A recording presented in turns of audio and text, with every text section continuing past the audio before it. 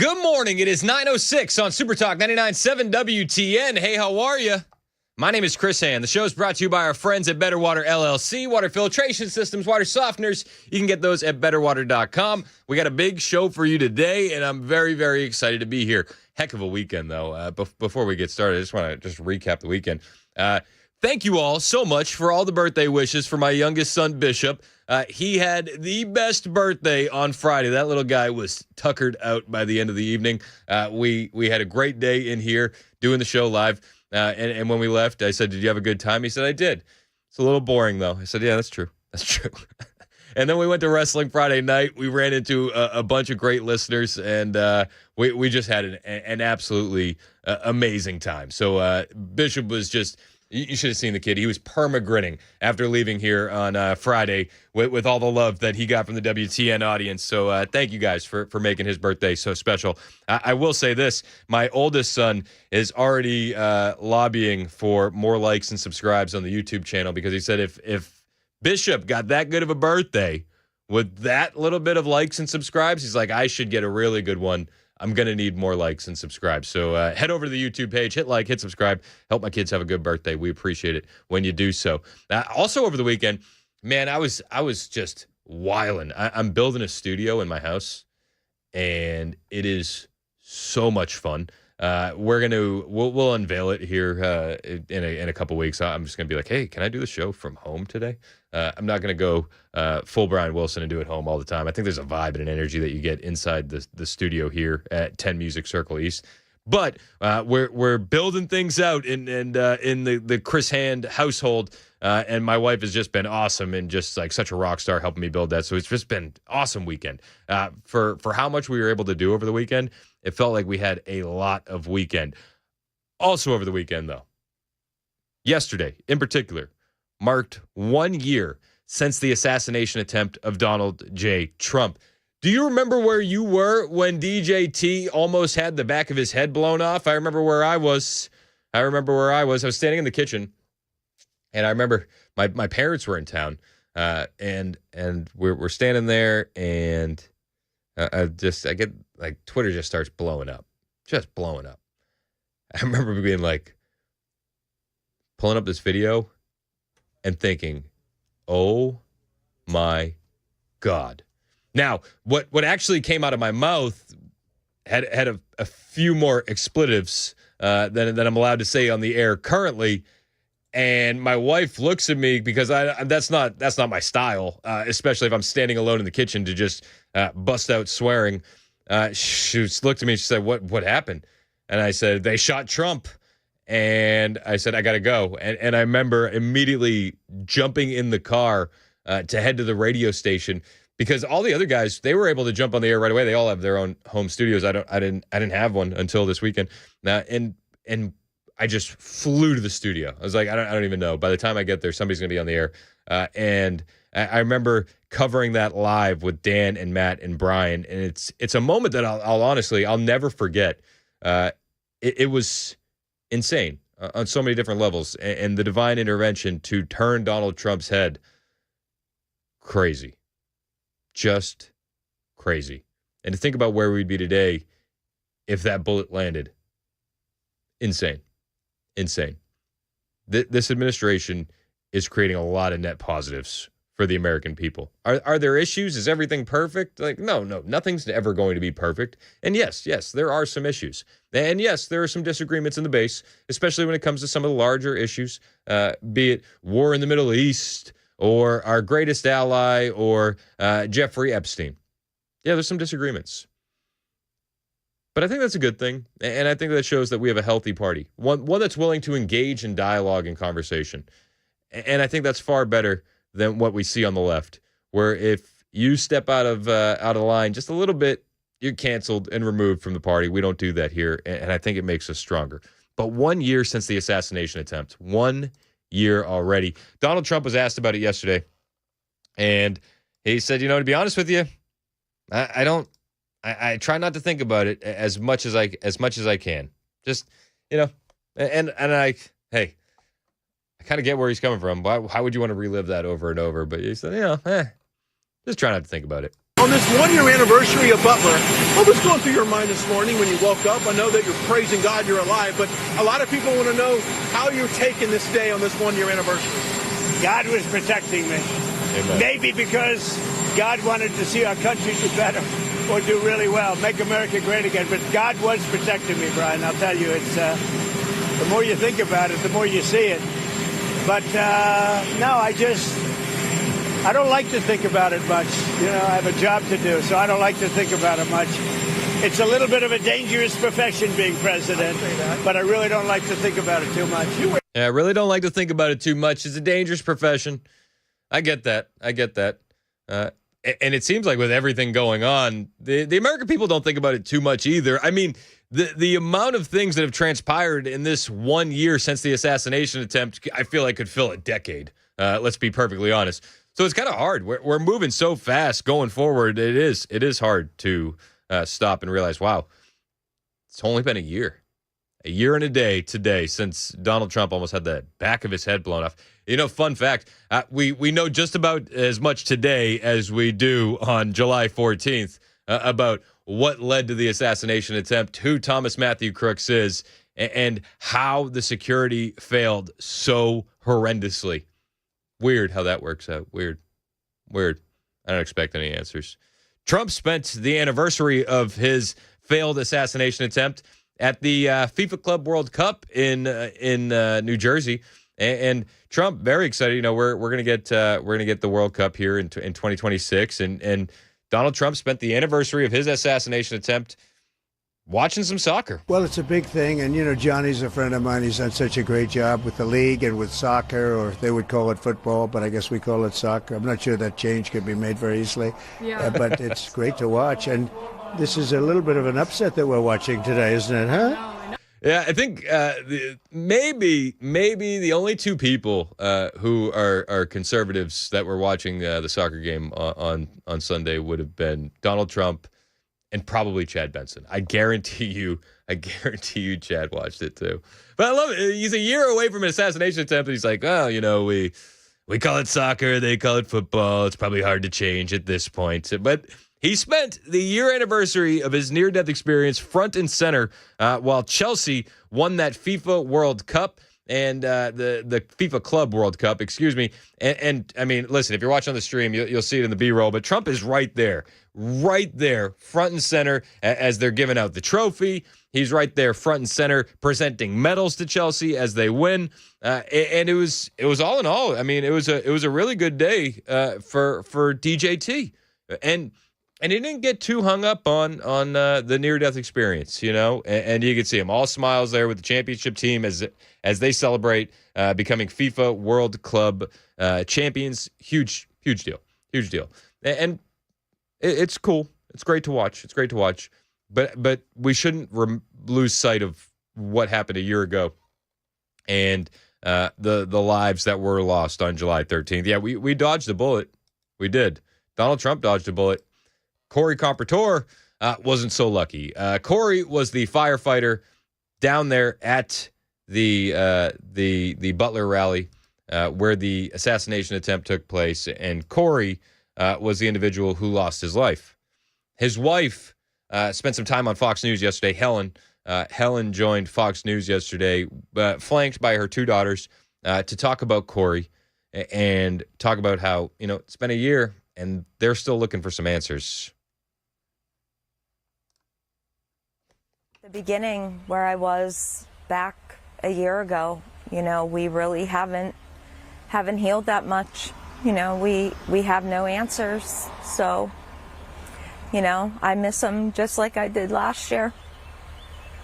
I want to sit down with the Secret Service and I want them to tell me everything that happened that day. I want to know why they failed. I want to know what happened. Why Butler? Why was that such a failure that day? What was the reason? Why did he walk around for an hour without someone grabbing him? That's a good question. He was a wonderful human. He was just the best dad, he was the best husband. I mean, he was just a wonderful man. He would help anybody. He'd give you his last dollar. You know, he would have helped that kid. I mean, heartbreaking stuff from Helen Compertori. She said, he would have helped anyone. He would have helped Thomas Matthew Crooks. That's who Corey was. And to hear the pain on her voice, it really does bring home what was lost that day. We lost a great American. We lost a great firefighter. We lost Corey. We did. And my heart goes out to the family. I pray for him. I remember there's this line Trump said. This is a couple months back, but he was talking about parents and losing their children, and I would make the argument that you could apply the same line to this case, where Trump kind of looks at the camera and goes, they say it gets easier, but it doesn't. It doesn't. It gets harder. And I feel like that's the reality of what the Compertors are going through. Like time is going to make things a little bit easier, but it's not. And it's going to get harder. And it sucks. And they're going to be reminded. They're going to be reminded every July 13th. And they're going to be reminded at those milestones for the family. When the first grandbaby's born for Helen. They're all going to sit around and they're going to think about Corey. And what Corey would have thought. What would we have called him? Would it have been Grampy? Would it have been Pops? What would Corey have wanted? Like these moments that day by day it'll get easier, but there's going to be those moments where it's not going to be easy at all. His two young daughters behind his wife. You think about that first dance at the wedding. Yeah, I mean, it's not going to be. It's going to suck. It's going to suck. It's going to suck for a really long time, and I don't want to lose sight of that. Rest in peace to Corey, and prayers to his family and his friends and that fire department, because I feel like they're feeling that hurt today. Pretty heavy. I would imagine it's pretty heavy today. Say a prayer for them if you get a chance. Appreciate that. And as we continue, the rhetoric doesn't ramp down, and neither do the threats against Donald Trump. The threats continue. They're just last week, Thursday, police in San Antonio arrested a Texas man after he allegedly threatened to assassinate President Donald Trump. This was a ranting crazy person on Facebook.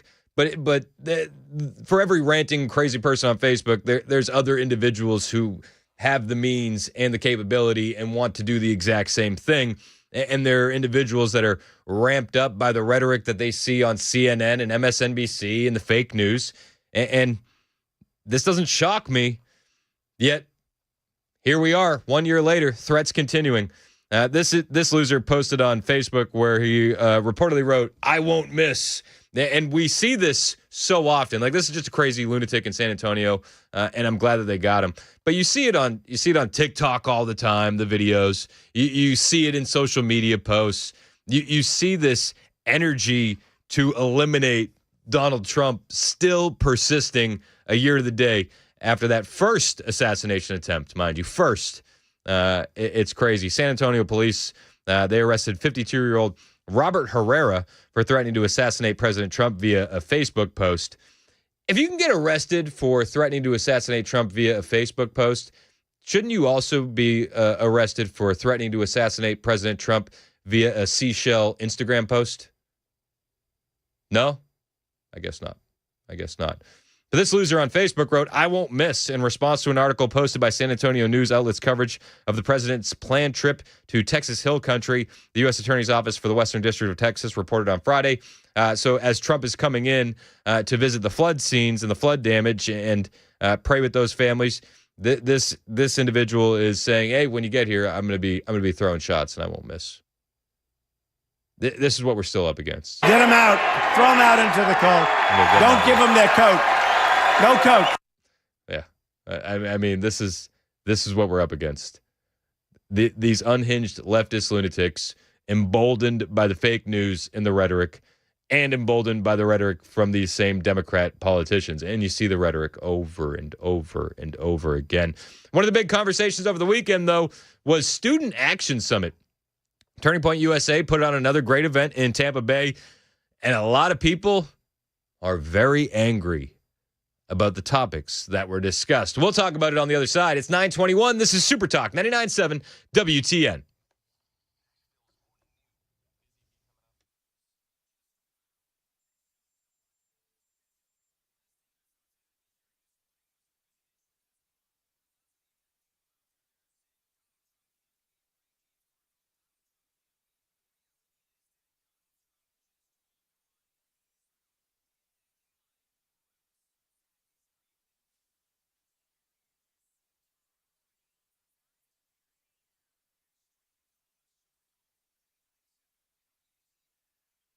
Hey, what's up? It's Chris Hand here for my friends at Busy Bee Plumbing, Heating, and Cooling, and it is vacation season, and you wouldn't want to be on vacation and then find out that you had a plumbing disaster while you were away.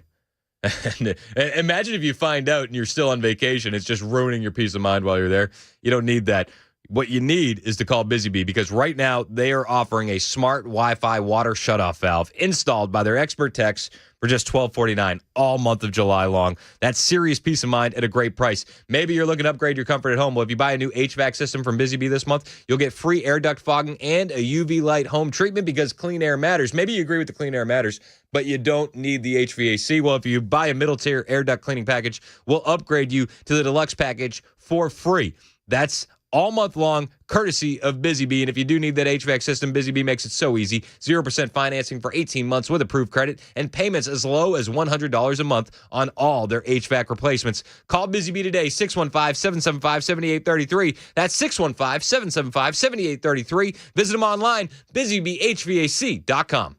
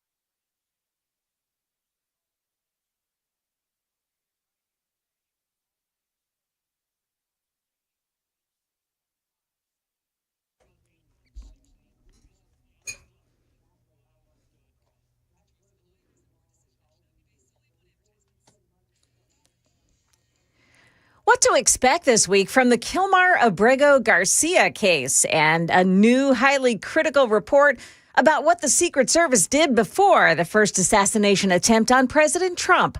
Those stories at 9:30 on Super Talk 99.7 WTN. That's Joan Jones in the newsroom. My name is Chris Hand. The show's brought to you by our friends at Better Water LLC. This is Super Talk 99.7 WTN. So over the weekend, Student Action Summit happened in Tampa Bay, Florida. They do this every year. It's actually a really cool event. What Turning Point USA does is they'll gather up all their chapters. They have chapters in, I mean, hundreds of high schools across the country, and then they have a chapter in almost every college across the nation. And they bring all these students in, and they have lineups of great speakers, and they educate and entertain these kids and promote conservative values. I don't know about you, but a conservative value that I hold near and dear to my heart would be free speech. I think that's a great value. Now, one of the things that happened over the weekend at Student Action Summit was people got really mad because individuals were talking about Israel. Apparently, that's a third rail in the conservative movement. I don't think it should be. I think it's kind of silly for it to be a third rail, but it is. It is. And you had a lot of individuals talking about Israel. You had a debate between Dave Smith, and I think it was Jeremy Hammer. I'm probably butchering his name. And they went back and forth. Dave Smith is I wouldn't even say anti-Israel, but he's not the most pro-Israel. And then you had the guy on the other side who's Israel's our greatest ally. And it was a good debate. But people were calling Charlie Kirk and Turning Point USA anti-Semitic. They're platforming anti-Semites. And I just think that is total garbage. I know a lot of the people that work at Turning Point USA, and anti-Semitic is not a phrase that I would use to describe them. It was Josh Hammer. Charlie Kirk said, "Today I moderated a debate between Dave Smith and Josh Hammer on Israel. It was very fiery, fun, and mostly peaceful. Debate is the way forward, not name-calling or censorship. At the end, agreement was found between both Dave and Josh on many important things." If you want to watch that whole debate, you should definitely go check it out. It's worth a watch. But I agree with Charlie. Debate is the way forward. Conversation is the way forward. Silencing people for differing viewpoints isn't going to do anything positive. Yet it seems like a lot of the critics out there after the Student Action Summit last weekend, or this past weekend, were very upset that anybody was allowed to say anything negative about Israel. We'll play some of those comments on the way, plus get your reaction at 615-737-9986. It's 9:30 on Super Talk 99.7 WTN.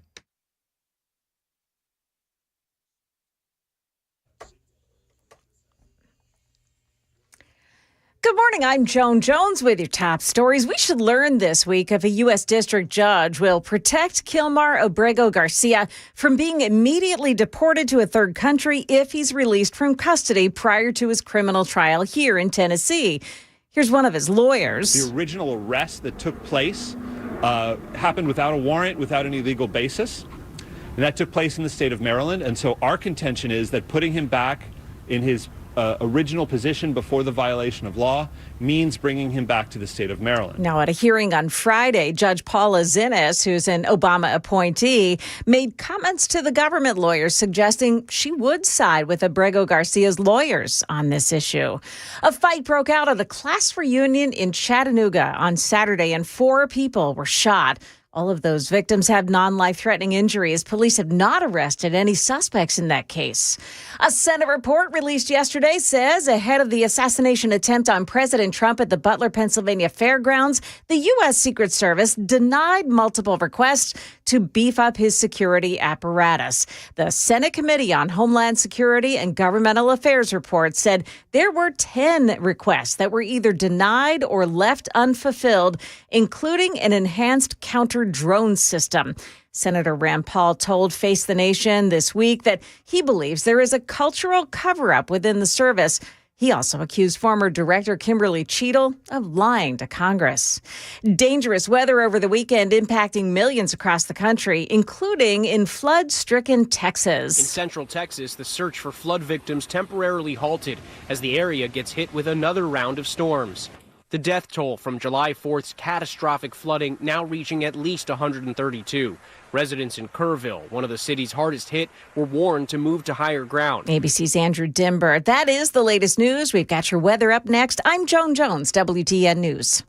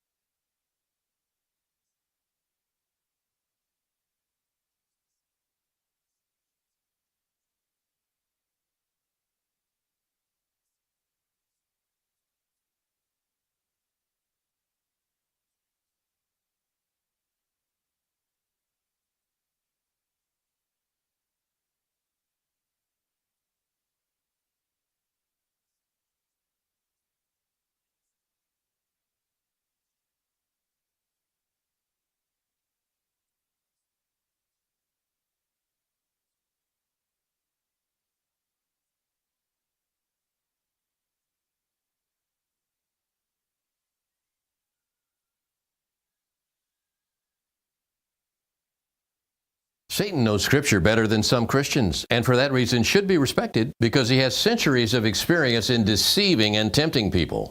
Satan understands our human nature and our motivations. Satan has the power to plant thoughts in our minds if we allow it through ignorance. John 13:2, during supper, the devil having already put into the heart of Judas Iscariot, the son of Simon, to betray him, that being Jesus, Satan can possess non-believers as well. Luke 22:3, and Satan entered into Judas, who was called Iscariot, belonging to the number of the 12. Satan actually tries harder on Christians because Christians become his enemies when we accept Christ as our Savior. The best news, Christians share in Jesus' victory since he defeated Satan's power on the cross. John 16:33, these things I have spoken to you so that in me you may have peace. In the world you may have tribulation, but take courage. I have overcome the world. Scan to learn more.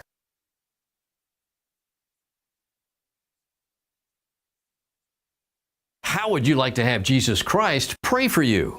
Did you know that Jesus Christ does pray for you if you're a Christian? Hebrews 7:25 says, therefore he is able also to save forever those who draw near to God through him, since he always lives to make intercession for them. In Scripture, intercession means to pray on behalf of.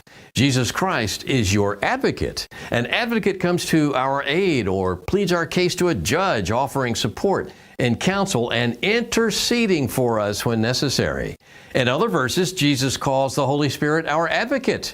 Just like you talk to yourself, when Jesus talks to himself, it's prayer. The Bible says no matter what you go through today, next week, or next year, Jesus is praying for you if you have trusted him as your Savior. He's on your side.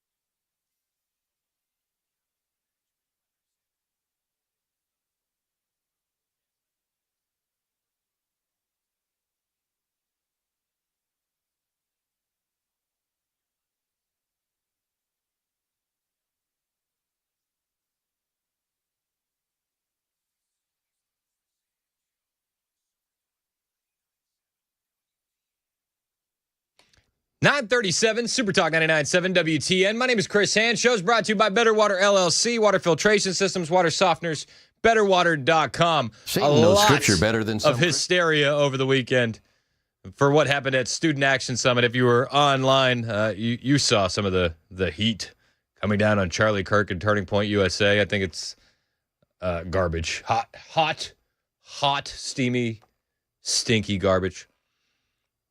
They had people with different viewpoints on stage doing a debate. Dave Smith, Josh Hammer. And that was too much for some. How dare you allow conversation to take place? At least that's what Laura Loomer said. Laura Loomer taking to X, saying, I don't ever want to hear Charlie Kirk claim he's pro-Trump ever again. After this weekend, I'd say he revealed himself as a political opportunist, and I have had a front row seat to witness the mental gymnastics these last 10 years. Lately, Charlie has decided to behave like a charlatan, claiming to be pro-Trump one day while he stabs Trump in the back the next. TPUSA was only able to thrive thanks to the generosity of President Trump. On the one-year anniversary of the assassination attempt on Trump's life, Charlie hosted Dave Smith at TPUSA's SAS conference, where Dave Smith was able to speak to a bunch of conservative youth at an organization that claims to be pro-Trump. 3 weeks ago, Dave Smith called for President Trump to be impeached and removed from office over his decision to blow up Iran's nuclear facilities. Charlie played both sides of the Iran issue on his show, as we all saw, because he wants to play both sides of the aisle. The honorable thing to do is to have a position and actually defend it to the death instead of flip-flopping. Smith said all of MAGA should turn on Trump and abandon him. He said this 3 weeks ago. TPUSA is definitely not pro-Trump. If they were, they certainly aren't anymore. Out of all the incredible pro-Trump voices out there who support the president, Charlie elected to host Dave Smith? Like, come on, man. Like, Charlie hosted a debate. And just for the record, many individuals are saying that Josh Hammer eviscerated Dave Smith in the debate. So the pro-Israel guy took him out in front of an audience of young conservatives. Isn't that what you want? More conversation, not less? I mean, this is what I'm hearing, that Josh Hammer definitely won the debate versus Dave Smith. And there's several clips where the entire audience busts out in applause for Josh Hammer. So what's wrong with that? You have a guy that apparently doesn't represent the views of MAGA, and that guy gets eviscerated by someone who does. Isn't that a winning? Isn't that a win? I would consider that a win. This is just a clip of Josh Hammer during that debate with Dave Smith. Good news is that while no one should be afraid of debate, and this debate is a nice thing here, the MAGA movement is actually quite unified. Believe it or not, all the talk to the contrary when it comes to these issues. An overwhelming majority of self-identified MAGA Republicans support close U.S.-Israel relations. According to a CBS News poll, moreover, after the recent Operation Midnight Hammer B-2 bombers in Iran, 94% of self-identified MAGA Republicans supported President Trump's dropping those B-2 bombs on Fordo, Natanz, and the other Iranian facilities there. This is a wildly popular policy there. What did Dave? And I mean, listen, you can hear the audience cheering him. You can hear the audience being very supportive. Now, I'll be perfectly honest with you. One of the reasons why people didn't support the intervention in the Middle East is because, well, and speaking personally too, I couldn't see the vision. I couldn't see a scenario where Donald Trump got out of that without a quagmire. I was wrong. And many took that same stance. And yeah, we were wrong. That's okay. That doesn't mean that you shouldn't have more conversation. In fact, I think what this did is cemented a lot of that. But I don't know if the debate was really what made people upset.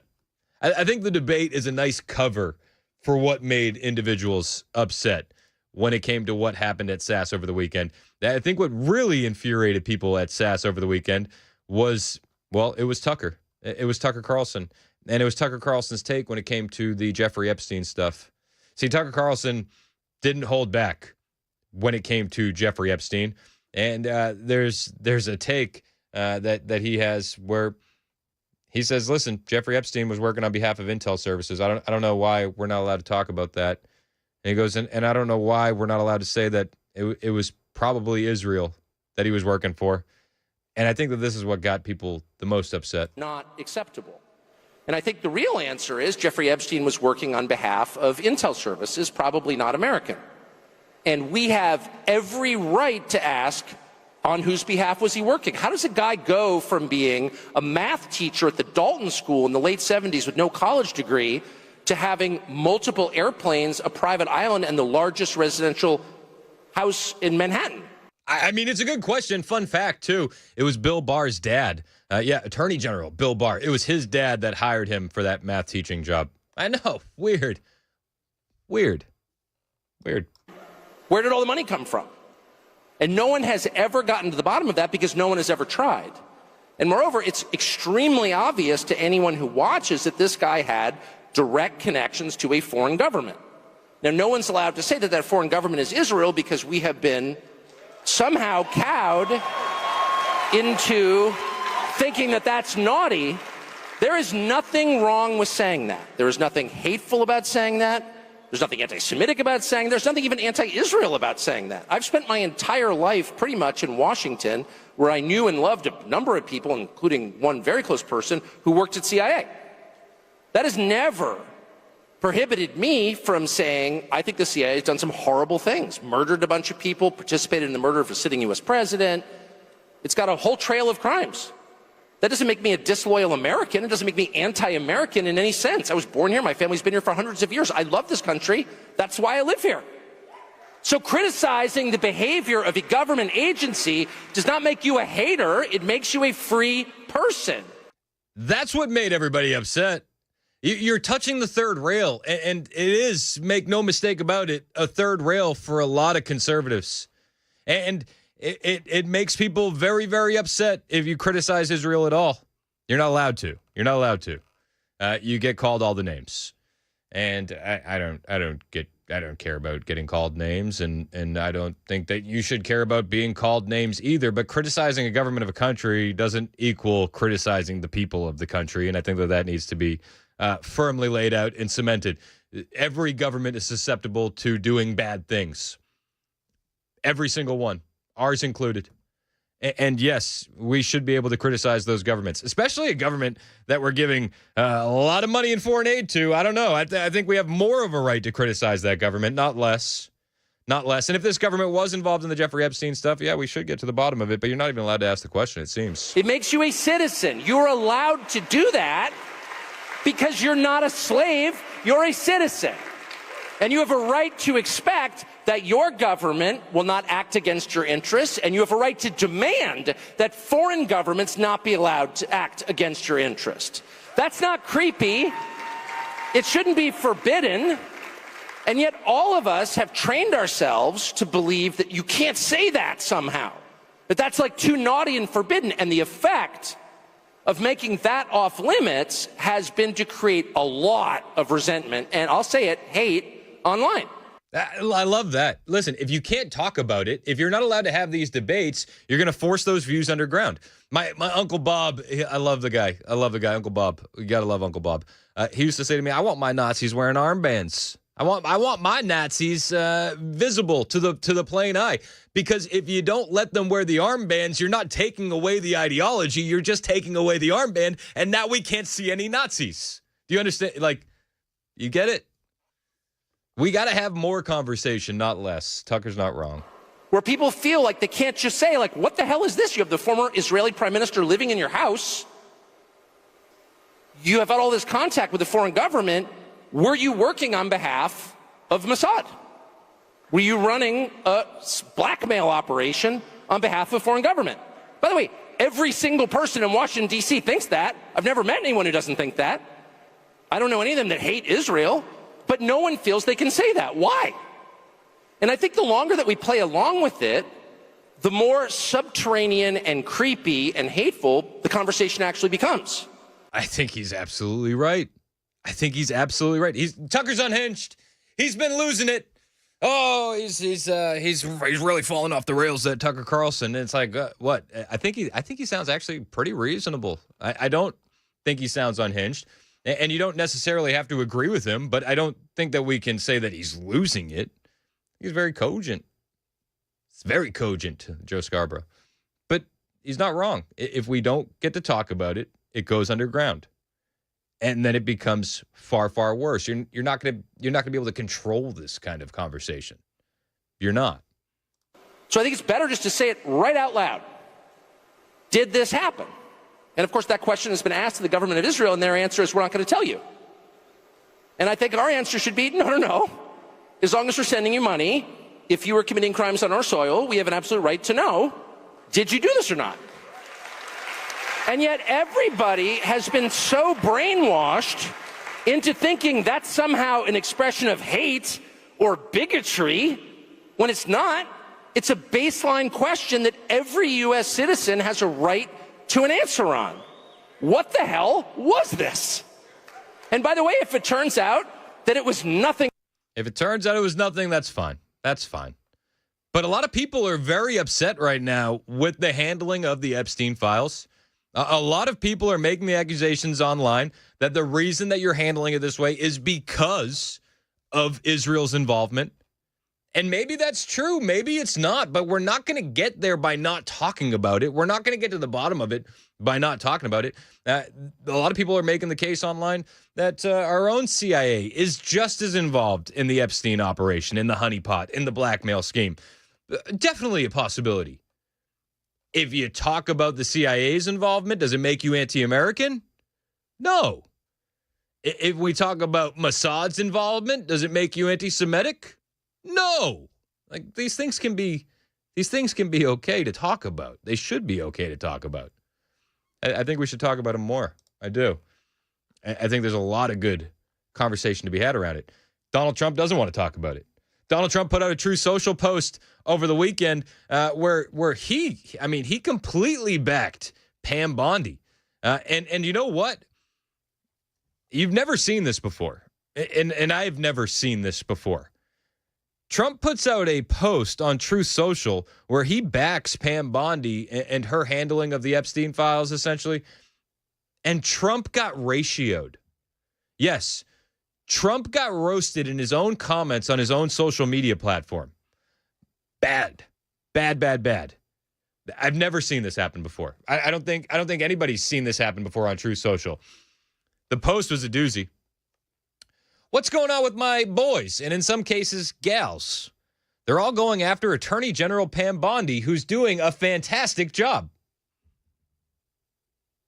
Is she doing a fantastic job? 615-737-9986. We're on one team, MAGA, and I don't like what's happening. We have the perfect administration, the talk of the world, and selfish people are trying to hurt it, all over a guy who never dies, Jeffrey Epstein. For years, it's Epstein, over and over again. Why are we giving publicity to files written by Obama, Crooked Hillary, Comey, Brennan, and the losers and criminals of the Biden administration who conned the world with the Russia hoax, 51 intelligence agents, the laptop from Helen more? They created the Epstein files, just like they created the fake Hillary Clinton, Christopher Steele dossier that they used on me, and now my so-called friends are playing right into their hands. Why didn't these radical left lunatics release the Epstein files? If there was anything in there that could have hurt the MAGA movement, why didn't they use it? They haven't even given up. He said they haven't even given up. Oh, hold on. They haven't even given up on the John F. Kennedy or Martin Luther King Jr. files. No matter how much success we've had, securing the border, deporting criminals, fixing the economy, energy dominance, a safer world where Iran will not have nuclear weapons, it's never enough for some people. We're about to achieve more in 6 months than any other administration has achieved in over 100 years. And we have so much more to do. We are saving our country and making America great again, which will continue to be our complete priority. The left is imploding. Kash Patel and the FBI must be focused on investigating voter fraud, political corruption, Act Blue, the rigged and stolen election of 2020, and arresting thugs and criminals, instead of spending month after month looking at nothing but the same old radical left-inspired documents on Jeffrey Epstein. Let Pam Bondi do her job. She's great. The 2020 election was rigged and stolen, and they tried to do the same thing in 2024. That's what she's looking into as AG, and much more. 1 year ago, our country was dead, and now it's the hottest country in the world. Let's keep it that way and not waste time and energy on Jeffrey Epstein, somebody that nobody cares about. Thank you for your attention to this matter. Your thoughts on Donald Trump's True Social post, 615-737-9986. Sharon, Frank, we'll get to your calls on the way. Anything else you want to add to the conversation? Again, 615-737-9986. This is Super Talk, 99.7 WTN.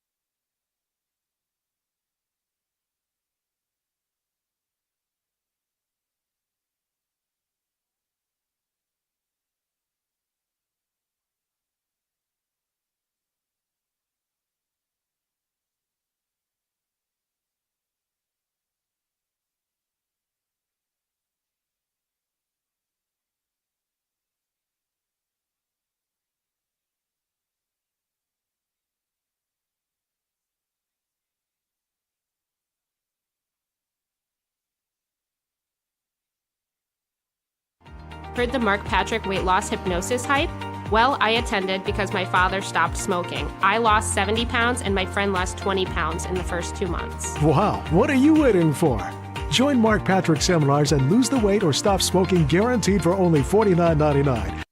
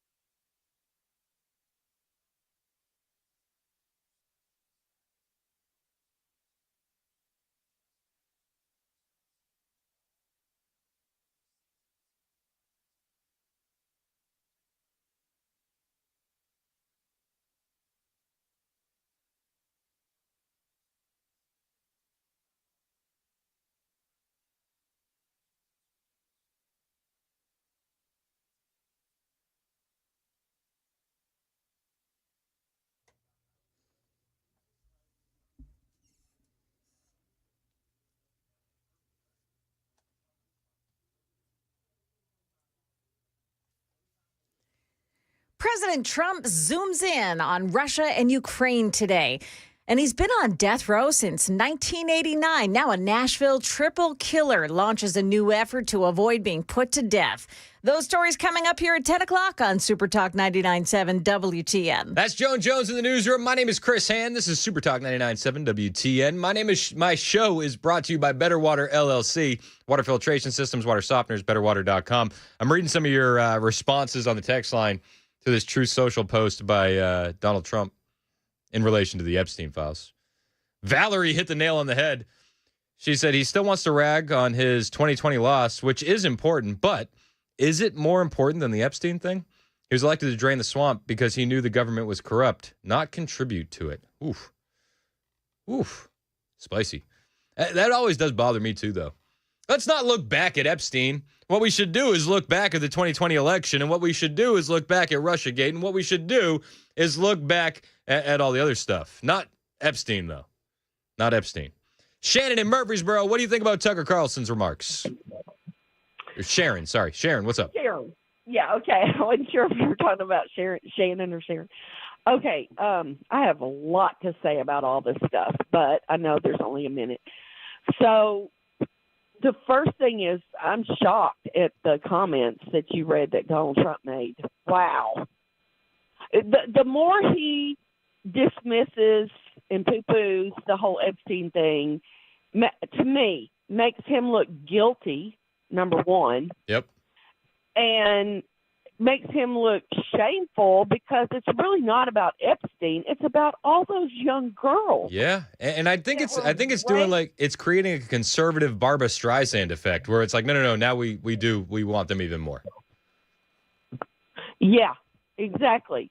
And so now I even more want the truth. And what if they, many people have been talking about this stuff for years. And wasn't Pam Bondi in Florida when she kind of helped Epstein get off? She was the AG. She was the AG in Florida, I believe, after his conviction. But she was the AG while he was running around there after his first conviction, before he got arrested the second time. Yeah, I don't have a lot of confidence in Pam Bondi. I'm really disappointed with her quite a bit. Yeah, you're not the only one, Sharon, and I appreciate the call. Megyn Kelly also blaming Pam Bondi. I'll bring you those comments when we get back. Plus, more of your calls. Anthony, Zane, Paul, Frank. Hang out with us, guys. It's 10 o'clock on Super Talk 99.7 WTN.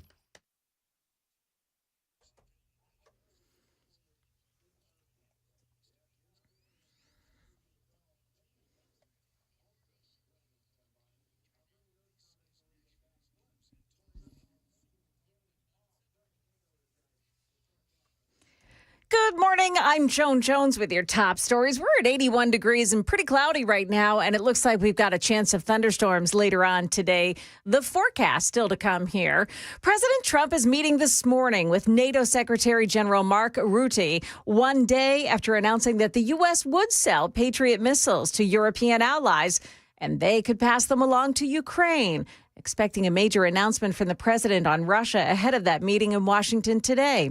Investigators working on the Air India flight that crashed last month, they say their focus is now on fuel control switches for the engines. They were moved to the cutoff position seconds after takeoff. ABC's Clara McMichael with the preliminary report findings. These are military-grade switches. They have to be lifted up and moved to the next position. It's not something where you just bump your elbow into it and it can shift one way or another. Experts I've spoken with say it's impossible that these switches would have been moved accidentally. Now, 10 seconds after the switches were turned off, one of the switches was turned back on, the other switch shortly thereafter, but there just wasn't enough time for the engines to recover, and that's what led to the plane crash. Some local news. Lebanon schools have widened the so-called parent responsibility zone, where they believe that the students who live close enough should be able to walk to school. What happens with the parents who have to be at work at 6 a.m. or have to leave at 6 a.m. to beat Nashville traffic downtown? It's not fair. That parent speaking to Channel 4. Lebanon schools say they're putting more of the responsibility on parents as the school is serving a growing number of students who live further away from the schools. The former mayor of Ridgetop in Robertson County has been found dead in his Goodlettsville home. Smoky Barn News reports Clayton Bollinger was discovered by a friend at his home. No foul play suspected in the death. He was 55 years old. Bollinger was charged in a domestically related incident in December of 2021 and resigned from office the following year. Another attempt to stop the execution of a convicted murderer in Tennessee. Just last week, the state Supreme Court turned down Byron Black's request to have a new competency hearing. Now this from Fox 17's Madeline Nolan. Black is set to be executed August 5th, but his attorneys say that the state must take extra steps to deactivate his implanted defibrillator to avoid possible complication during the lethal injection. Black also filing a clemency petition with the governor's office. Byron Black was sentenced to death for the 1989 murders of his girlfriend and her two young daughters. They were 6 and 9 years old. That is the latest news. Weather's next. I'm Joan Jones, WTN News.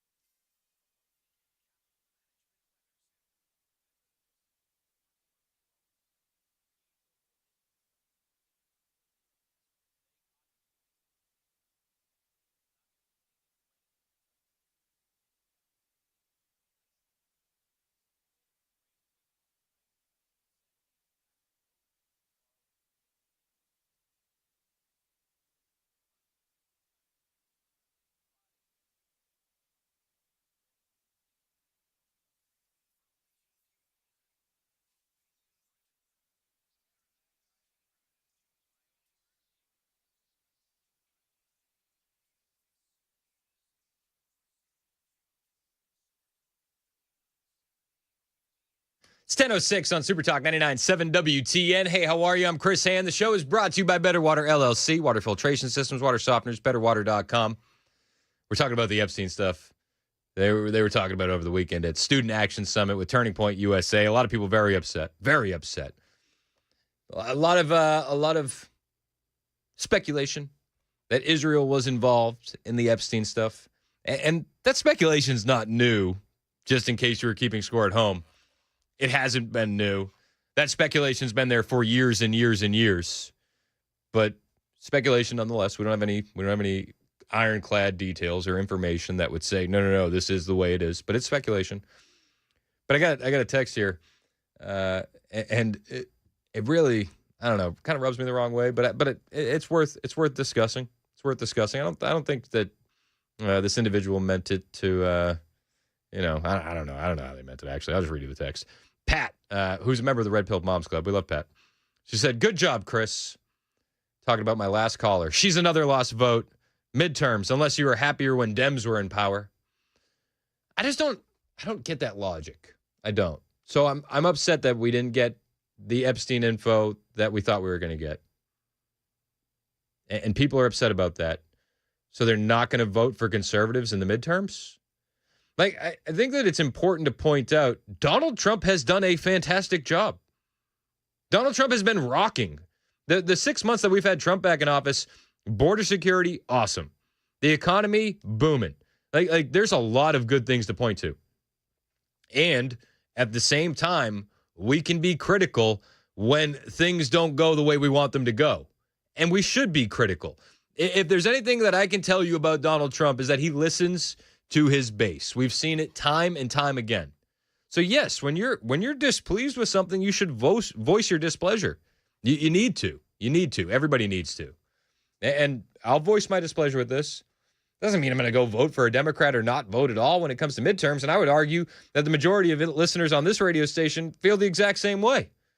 Yes, I can be disappointed about the handling of the Epstein files and still support the MAGA movement. And yes, I can still be disappointed about the Epstein files and vote for a conservative come midterms. Like, yes. You can do both. You can do both. A lot of people want to weigh in on this. Let's go to Zane in Portland. You're up first on Super Talk. What's up, Zane? Chris, what's up, man? Thanks for taking my call. I love your show. Hey, appreciate it, man. What you got? This is a little bit of a tinfoil hat hot take for you, but this is how I've been feeling about it for a long time. I believe that this whole entire thing is above Donald Trump's pay grade. And I believe that when Pam Bondi and Kash Patel got done with their little press conference, and we're going to bring justice, and we're going to do this, and we're going to punish everybody, and we're going to find that client list, they walk through those double doors, and there's the guy smoking the cigarette from X-Files. And he says, you say another word, I'll murder your family. I will show every unsavory photo from college, and I will expose you for everything that you are. There is no client list. There is no Epstein files, and you will shut up from here on out. Do you got me? And they shut up, and they tucked their tails between their legs, and it all stopped right there. That's my thoughts on it. So you think that that's what happened with Bongino and Patel and Bondi and Trump? I believe that something bigger than them shut their mouths. Yes, sir. I mean, that doesn't make you feel good if that's the truth, though. No, it sure doesn't. I'm still a Republican. I'm still going to vote Republican. But I believe the powers that be are bigger than what we vote for. That's a tough pill to swallow if you do believe that. How do you keep yourself, if you believe that, how do you keep yourself from going black-pilled? I don't know, man. I still have hope for my country. I got my flag tattooed on my arm. I love where I come from. And I believe that there's something better and more godly than the powers that be, and hopefully one day that prevails. But I believe that somebody has their thumb on top of this situation, and we can't control it. I hear you. Hey, appreciate the call, Zane. Thanks so much, man. Let's go to Anthony in Nashville. What's up, Anthony? Hey, what's up? I was going to say that while we did elect the president, and we do govern ourselves generally, that's the principle anyway. I also believe that there's a lot of stuff that this man knows that we don't know, which is to be the case, and there's things that he can't share at the moment that will become evident later. But again, it just won't be prevalent to us at the moment. And again, this man has been tasked with so much. He's taken the hardest job in the world, And the last thing I think he wants is for his supporters to come at him with arrows unnecessarily. Well, I won't say that unnecessarily. That's not correct. I will say the last thing he's expecting is for his supporters to come at him with arrows at a time when he doesn't need it. Because considering he's facing against all that blame goes right to the feet of Pam Bondi. She said she had these files on her desk. She put out the binders with the influencers. It was the way the administration handled it. Had the administration never presented those binders, never said that they were going to release all the documents and make everything known to everyone, we wouldn't be here in this situation. You are absolutely correct. I still agree. I'm on your side. It was handled poorly, but also two things to be true at once. It was handled poorly, but at the same time, they still have a lot going on. Because even for Pam Bondi, because she's AG, she has to deal with the rogue judiciary and all these lawsuits left and right that she has to deal with constantly. So again. But that kind of goes back to my point. Then she should have focused on that instead of whispering sweet nothings, as Megyn Kelly put it over the weekend about Epstein. You're right. You know what I mean? Hey, I appreciate the call, Anthony. Thank you. Hey, man, thank you. Megyn Kelly over the weekend at Student Action Summit with Turning Point USA in Tampa. I'll tell you why, okay? She blames Pam Bondi. I have nothing, yes, incompetence, yes. I have nothing against Pam Bondi as a human being. I was fine with her nomination and her confirmation, and she's been loyal to the president, and I get that President Trump needs a loyal attorney general. Look what happened with Sessions the first time. He went away, and then the next thing you know, we had the Mueller investigation, and it was a nightmare. But there are a lot of other people who can be loyal and competent in that job. Here, she is the reason that things are unraveling around this story right now that virtually all of the Republican Party cares deeply about. It's also true that Dan Bongino and Kash Patel had questions about Epstein before they took office, okay, before they went into the FBI. But once they joined the FBI, they said nothing. They've kept their mouths shut about Epstein. You have not seen them, except for one joint appearance with Dan and Kash on Fox, running all over the media looking for attention on this, yes, clickbaity story. Who have you seen? Pam Bondi. Yep. She has never missed an opportunity to go on television and dangle sweet nothings that might be coming your way. Try to lead you to believe that she's got it. It's on her desk. It's coming tomorrow. You're going to see something on Epstein. She's right. She's right. And this is what I've heard behind the scenes for a while. Pam Bondi's angling for a Fox News show. That's what you hear. Now, a lot of rumors that Dan Bongino is pissed, and I understand why. And maybe he does walk into that office and they say, hey, Dan, none of this is ever coming out. And that would suck. If that's the reality of the situation, that's blackpilling as all get out. That would be awful. Oh, yeah. But there are rumors that he's very upset. There's rumors that he may resign. I mean, it's crazy. What? I know. But we're going to wait and see on that. There were rumors that Kash Patel might step aside. He says that those conspiracy theories aren't true, following reports of internal strife, saying it's an honor to serve the president of the United States, and I'll continue to do so for as long as he calls on me. Trump was asked about Dan Bongino because it's a big story. Is Bongino going to resign? And he didn't say no. This happened yesterday. They were on their way out or getting back to D.C. after the FIFA World Club Cup Championship, whatever you call it. Oh, I think so. I did. I spoke to him today. Dan Bongino, very good guy. I've known him a long time. I've done his show many, many times. And he sounded terrific, actually. No, I think he's in good shape. He's in good shape. Spoke to him today. So maybe Bongino doesn't resign. But there were a lot of rumors out there that he would. There's a lot of rumors out there that he would. 615-737-9986. Let's go to Paul in White House. What's up, Paul? Hey, thanks for taking my call. Yeah, man. What do you got? Like your show, I'm just kind of irritated at all the conservative talk show and conservative television. All you're doing is managing to beat up on Bondi. You're beating up on Kash Patel. You're kind of dividing the MAGA movement and giving the liberal media just what they want. I didn't beat up on Bongino or Patel. look, you're on the radio, and everything I hear and everything you put out by all the talk show hosts, and the media is negative towards Pam Bondi, towards Cash Patel, towards the MAGA movement in general. And you're only adding fuel to that fire to have negative press on the MAGA movement. You're dividing the MAGA movement. See, I completely and disagree. You need to stop. I completely disagree with that. Just take a breath. Take a breath and let Epstein go away. Paul, let Epstein go away. Why would we want to let Epstein go away when there were thousands of minors that were abused, thousands of minors abused by powerful elites all over the world? Bill Clinton, Prince Andrew, and we just want to turn around and go away? Yeah, I agree. I hate it all. You want to, but you think it's the problem is you're dividing. No. The problem is it's not. If you can't do that, then you should stop being a host. I don't. Okay, first of all, no. I'm not dividing MAGA.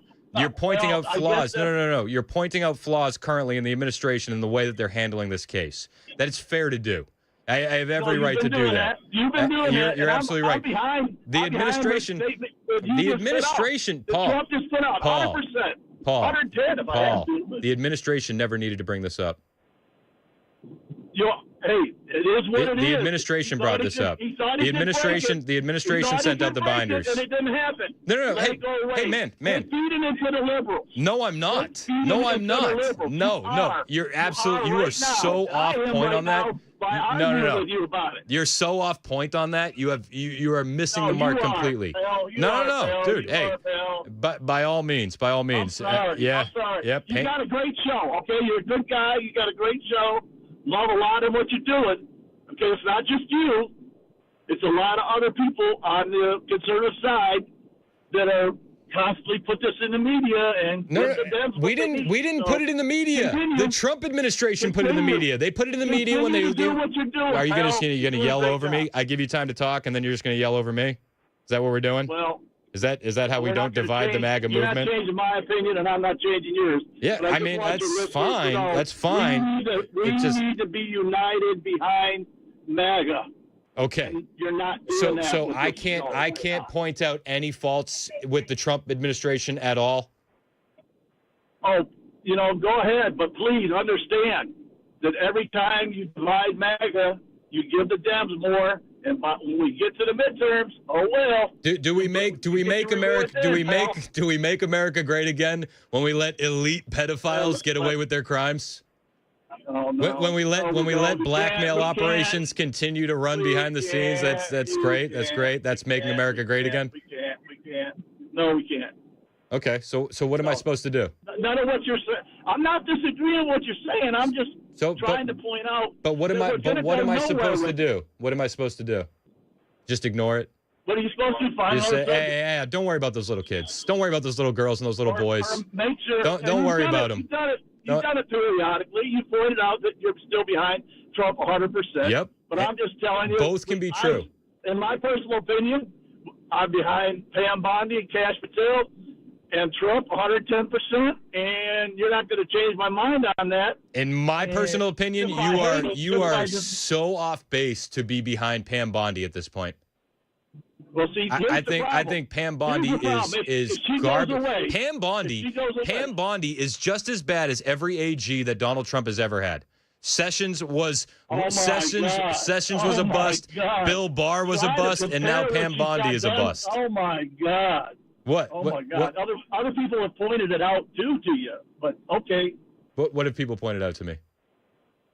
That she's far better than some of the other AGs how? that Trump had in the past. How? Well, because what's his face brought Mueller, and then next thing you know, Trump's in trouble. Trump's getting pounded.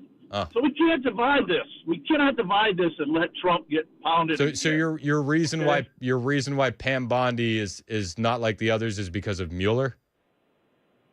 Yeah, because of the previous AGs that have come and gone. We need to stand behind her 110%.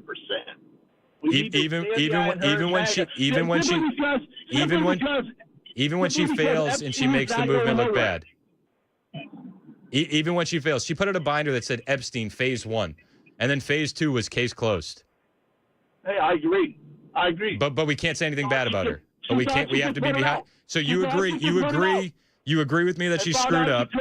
Paul, you agree with me that she screwed up.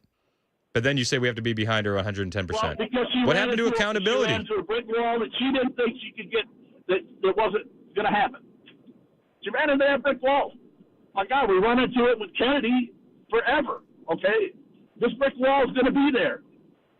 So we just have to learn to love the brick wall. Well, yeah, well, look. Let's. You don't think it's Big Ten politics. You don't think Ghislaine Maxwell knows where all the bodies are buried? So, but I was told the case was closed. So shouldn't that be something that Pam Bondi should be handling? Right. But we can't say anything bad about. But we can't. But no. But you're saying we can't say anything bad about Pam Bondi. My time and energy arguing with you about this, just as you're wasting your time and energy bringing it out to the public, and all you manage to do is divide. Yeah. Okay. So we're just divided. Division. We're divided. We don't need division. I mean, listen, man, you're just off on this one, and I appreciate you listening. You're just off. I'm sorry about that. Buddy, you've admitted multiple times that Pam Bondi is screwed up, but then you tell me that we're not allowed to say that Pam Bondi screwed up. Right. Okay, got it. Let's just leave it there. Pam Bondi screwed up. You're not allowed to say Pam Bondi screwed up. It's 10:22 on Super Talk 99.7 WTN.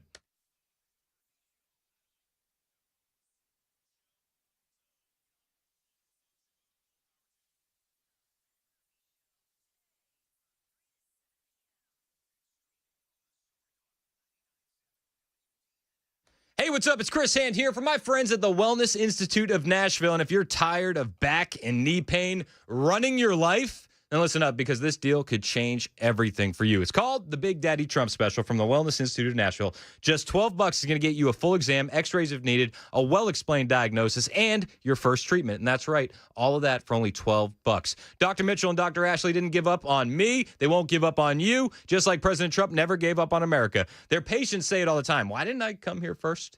How come other doctors don't explain things the way you guys do? Because these guys are unique. These guys are special. You'll learn firsthand. Back pain, neck pain, sciatica, numbness, bulging discs. They treat it all with non-surgical spinal decompression, robot lasers, and even anti-gravity machines. But you won't find surgery, you won't find injections, and you won't find painkillers. That's the difference. Grab your MRI and get ready to finally understand your condition and fix it. Call 615-246-5009. That's 615-246-5009. I'm Chris Hand, and the Wellness Institute of Nashville has my seal of approval on this deal that could change your life. Visit painisbad.com.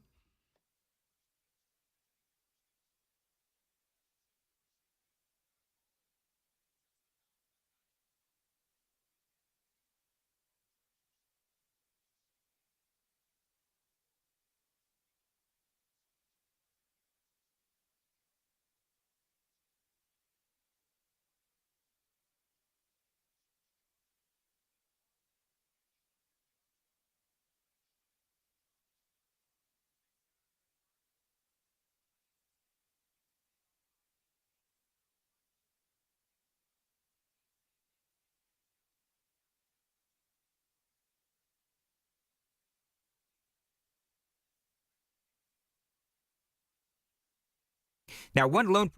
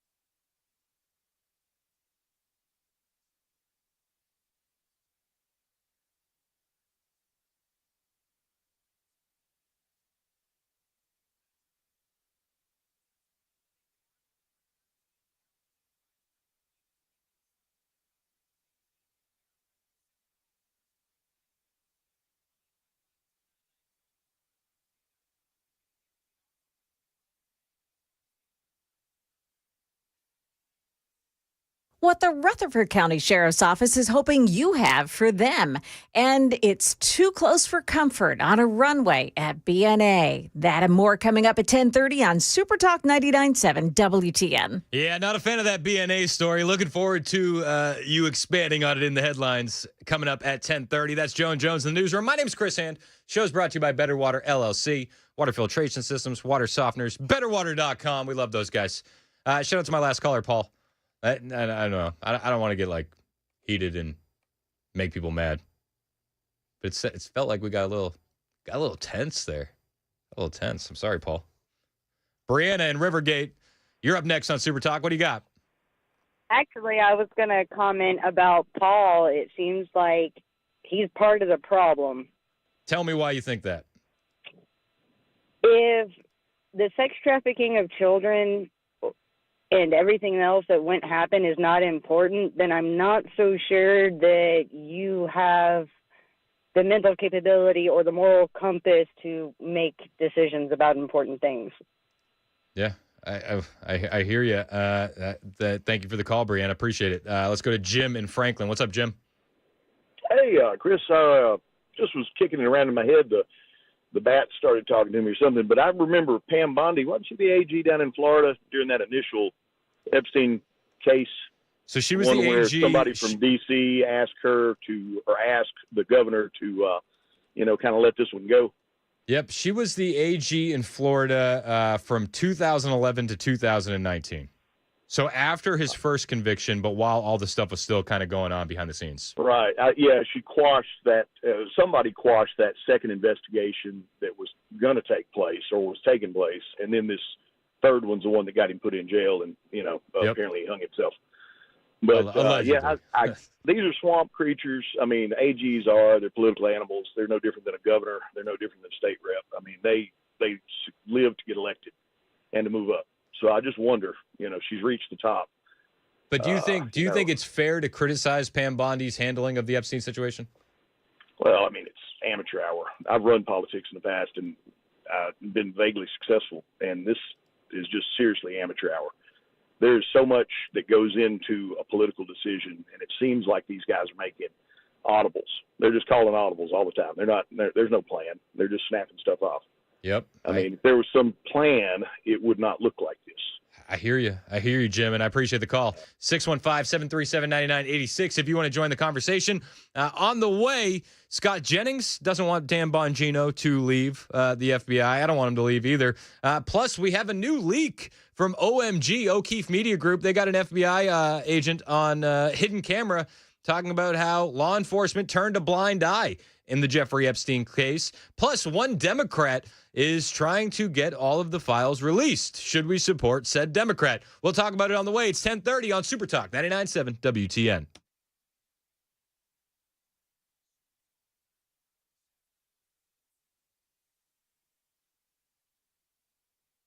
I'm Joan Jones with your top stories. A young Smyrna man driving to work on I-24 Saturday morning was shot to death. Noah Taylor was 22 years old. WSMV4's Joylyn Bukovac says police are hoping fellow drivers can help with their investigation. Right now, the Rutherford County Sheriff's Office is asking drivers to come forward with dash cam footage from between 7 o'clock and 8 o'clock Saturday morning from I-840 to Bell Road along I-24. Noah Taylor's family is offering a $2,000 reward. Crime Stoppers chipping in another $1,000. A tragedy at an assisted living facility in Fall River, Massachusetts overnight. The first firefighters to arrive at Gabriel House saw people trying to climb out of third-story windows in audio captured by Broadcastify. Multiple victims have been removed from the building. This is a mass casualty incident. The Fall River Fire Department has confirmed that 9 people died in the blaze. 5 firefighters were hospitalized with non-life-threatening injuries. That's ABC's Jim Ryan. Another near collision at Nashville International Airport has been reported. According to News Channel 5, a Delta Airlines flight was cleared for takeoff just after 10 o'clock last Thursday morning when a controller spotted a single-engine Piper Cherokee that had landed on the same runway just minutes before, and it was turning back in front of that Delta jet. All right, we are canceling takeoff. Hard to understand that live ATC audio, but the controller was urgently telling the Delta pilots to cancel takeoff clearance. Turns out that single-engine plane took a wrong turn. This comes after the September near collision between an Alaska Airlines plane and a Southwest Airlines jet that controllers had mistakenly turned into its path. That incident remains under investigation by the NTSB. That's the latest news. Weather's up next. I'm Joan Jones, WTN News.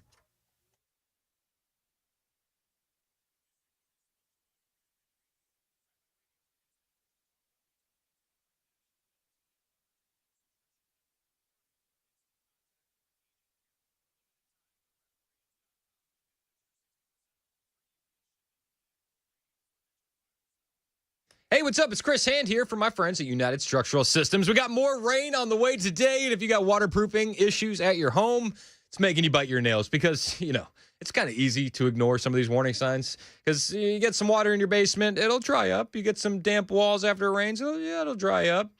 But when the rain comes back, so do the problem. And those small problems never stay small. The good news is, though, is that USS wants to give you some peace of mind. United Structural Systems has helped over 30,000 homeowners in Middle Tennessee get that peace of mind because when they show up, they're not showing up with sales pressure. They're sending an expert, not a sales guy. They're sending somebody worried about your crawl space and your waterproofing, not somebody worried about their sales quota. That's a difference maker. So whether it's foundation repair or waterproofing, you need to talk to USS. One of the main reasons is they'll stand behind their work with warranties you can trust. These guys are locally owned, 30 years in the game. So whether it's foundation repair or waterproofing, these are the guys to call. If you see the signs, don't wait. Call USS today, 615-488-7855, 615-488-7855. United Structural Systems, keeping homes dry and stable. USSTN.com.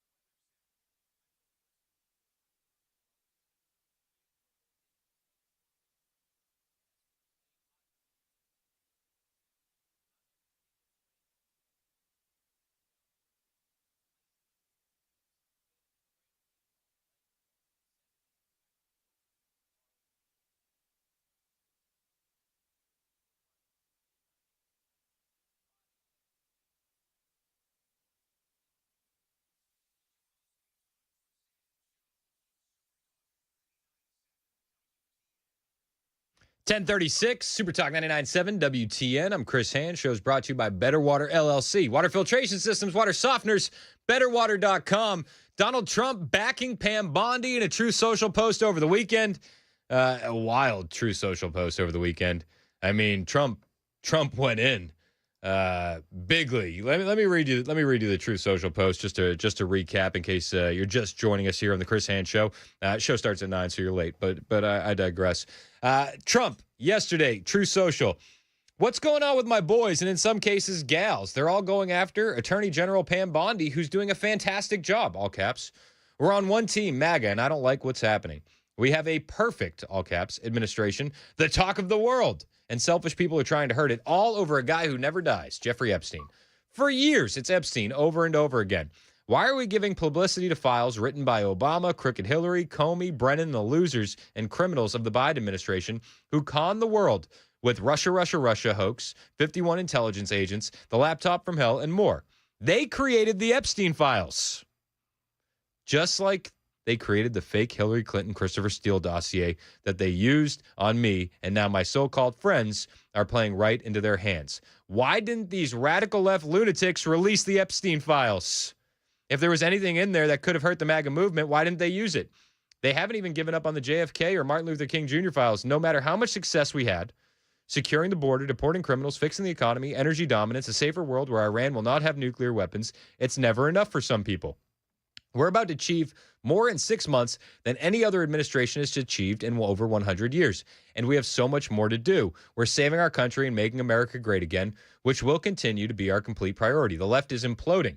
Kash Patel and the FBI must be focused on investigating voter fraud, political corruption, Act Blue, the rigged and stolen election of 2020, and arresting thugs and criminals instead of spending month after month looking at nothing but the same old radical left-inspired documents on Jeffrey Epstein. Let Pam Bondi do her job. She's great. The 2020 election was rigged and stolen. They tried to do the same thing in 2024. That's what she's looking into as AG, and much more. 1 year ago, our country was dead. Now it's the hottest country anywhere in the world.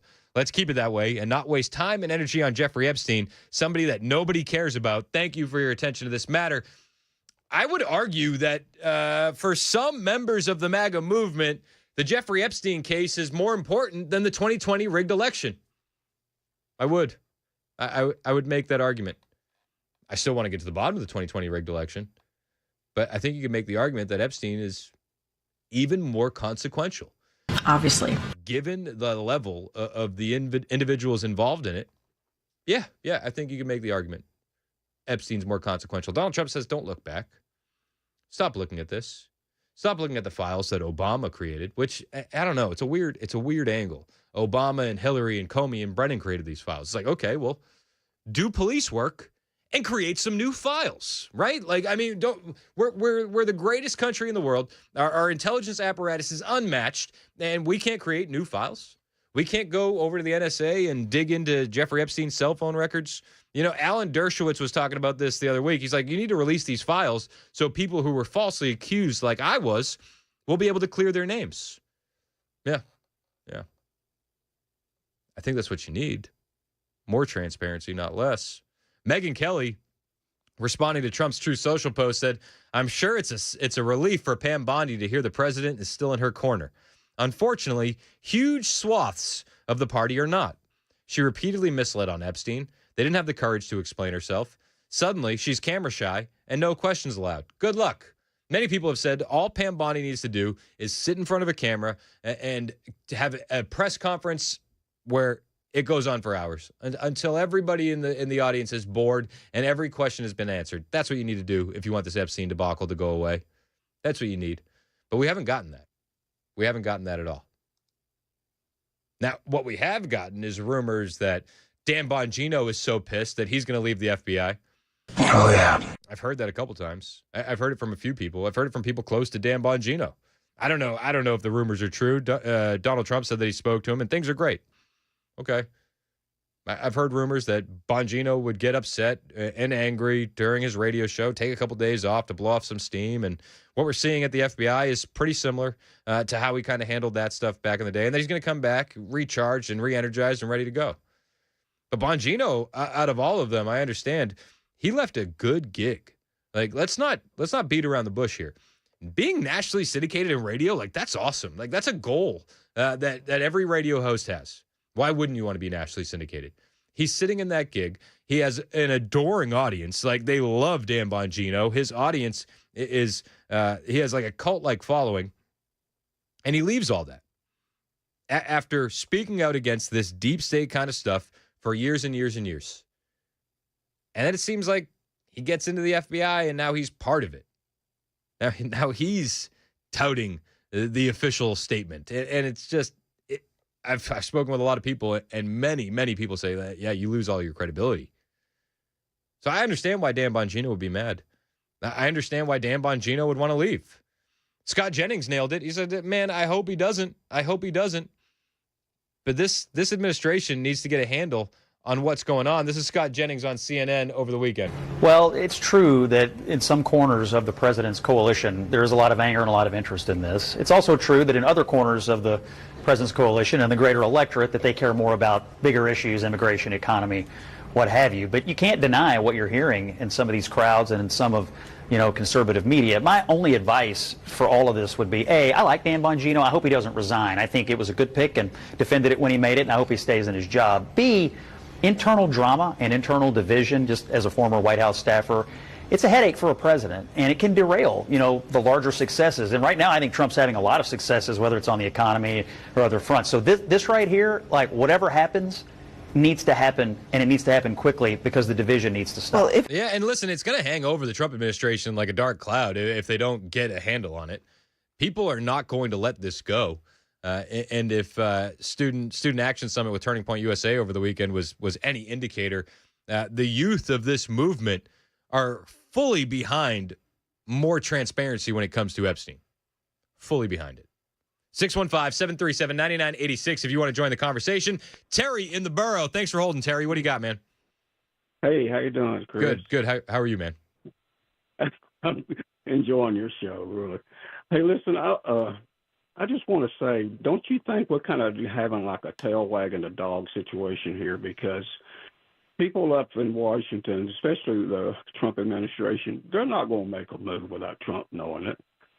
And I'm just thinking all of this has already been played out. All of this has already been talked about. Trump pulled the trigger on it and said, this is how we're going to handle it, and we're going to smoke these people out. Well, it's true. Sorry, keep going. We're going to smoke these people out, and this is how we're going to do it. I just firmly believe that. The man took a shot to the head. He is not going to lay down for this. So I'm thinking that there's something bigger ahead, and I'm thinking there's going to be a special prosecutor. I'm thinking there's going to be people pulled out of the woods on this thing, and it's going to be the hugest conspiracy in the history of the United States. I hope you're right, but like the evidence says otherwise. I mean, the evidence says that, on a holiday weekend, Pam Bondi dumped all of this late at night on a Sunday, wouldn't even put her name on the memo. They sent it to Axios, which is a left-wing outlet that conservatives don't read. It seemed like they were trying to sneak this one by without anybody noticing. Okay, but you said it yourself. You said it's the administration's fault. You said that. Yep. In so many words. Yeah. The administration has put this out. That's where it's coming from. All of this is a big chess game to smoke some people out, because think about it. You called out Bill Clinton, you called out Prince Andrew. We know it. We know who the players are. Okay? But when this thing comes out in a smart way, there's going to be so many heads roll on this thing, it's going to be unbelievable. So you got to have your game together. But I think my main issue though is that they did try to roll it out. They didn't do it in a smart way. They had Epstein binders phase 1. Then they post the memo on their website, and then they post a video, which I don't know if you saw. The metadata in the video that the DOJ released showed that it was edited in Adobe Premiere, which is a huge red flag. And then they try to say, okay, well, we're done now. We're not looking back anymore. So I mean, can you believe that? Can you honestly believe that? I mean, can you think that they would make such a simple blunder? But what am I supposed to believe when the administration and Donald Trump is saying, stop looking at Jeffrey Epstein? Stop. Exactly. What are you supposed to believe? That's the big question, right? Yep. And not only from a conservative point of view, but also from a liberal point of view. And that's that's what you're going to see come out of this thing. People are going to let their guard down. People are going to start talking, and there's going to be crap hitting the fan because of the way they're playing this. I'd say within a month or so, you're going to see a special prosecutor that's going to drop the hammer on all this stuff. Hey, listen, if that happens, Terry, call back so that way I can give you your flowers. Keep this in your archive. All right, I will. I appreciate the call, Terry. Listen, now, maybe it's 5D chess. A lot of people always go 5D chess, 4D chess with Donald Trump. Maybe. I'm having a hard time seeing it when I look at the Truth Social posts. But maybe it is. I mean, you do have Democrats now clamoring to have the Epstein list released, which is a sudden change and a welcome change, and I'll take that. Democrat Congressman Ro Khanna is trying to force a vote on the full release of the Epstein files to the public. Gateway Pundit has this story. Rep. Ro Khanna announced he will introduce an amendment on Tuesday forcing a House vote to release the full trove of Epstein-related files to the public. The same party that spent years stonewalling investigations, blocking the release of the Epstein client list, and downplaying his vast connections to the global elite are now suddenly pretending to care about transparency. It can be recalled that in 2023, Marsha Blackburn announced that she had filed a subpoena demanding the release of flight logs and associated with late financier Jeffrey Epstein, a figure notorious for his connections with high-profile individuals in human trafficking and sexual abuse. Ex-Senate Judiciary Committee Chair Dick Durbin blocked Marsha Blackburn's request to release the flight logs to pedophile Jeffrey Epstein and to subpoena Justice Sotomayor's staff. Blackburn, in a statement when she tried to release him, said this is a sad day in the history of the prestigious Judiciary Committee and further underscores the left's two-tier of justice crusade. They didn't want to have a conversation about the estate of Jeffrey Epstein to find out the names of every person who participated in Jeffrey Epstein's human trafficking ring. Now, Democrat Representative Ro Khanna announced he will introduce an amendment to force a vote demanding the full release of the Jeffrey Epstein files to the American public. If you're in the 5D, 4D chess camp, that you could point to this and go, see? I still don't know if that's the reality. I don't. Ro Khanna on Saturday wrote, why are the Epstein files still hidden? Who are the rich and powerful being protected? On Tuesday, I'm introducing an amendment to force a vote demanding the full Epstein files be released to the public. The speaker must call a vote and put every Congress member on record. He continued, will the House allow a vote on Tuesday on the Khanna amendment demanding the full release of the Epstein files? As the Gateway Pundit reported, President Trump weighed in on reports that Deputy FBI Director Bongino and Pam Bondi clashed over the Epstein case on Truth Social on Saturday, saying that he is behind Bondi. We'll see what happens, man. I'm all for transparency, and if a Democrat wants to be leading the charge on that, then I'm for it. I'm for it. We'll see what happens. We'll see what happens. Fingers crossed. Fingers crossed. 615-737-9986. Let's go to Denise in the borough. What's up, Denise? Hey, this is good. Thank you for taking my call. Absolutely.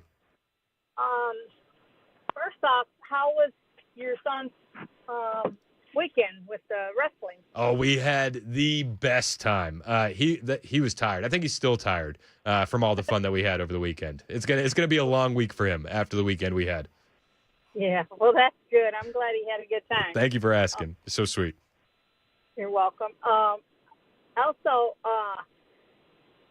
myself as a victim of sexual abuse as a child, I feel that it's the same way you do. We need to make these people accountable for what they've done to these children, because the person that abused me was never accounted, never brought to justice or anything. You know what I'm saying? Yes, ma'am.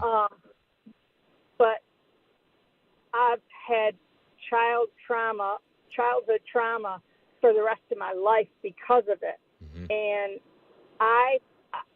I'm angry that they did not do anything more with this Epstein stuff. They better do it because it's not fair to those kids. Yeah, I'm with you. And I'm sorry that you experienced that as a child, but I thank you for kind of, giving us some insight into that and what that looks like and how you view the case, given your experiences. And I appreciate your bravery for calling in and sharing that with us. I just feel like it's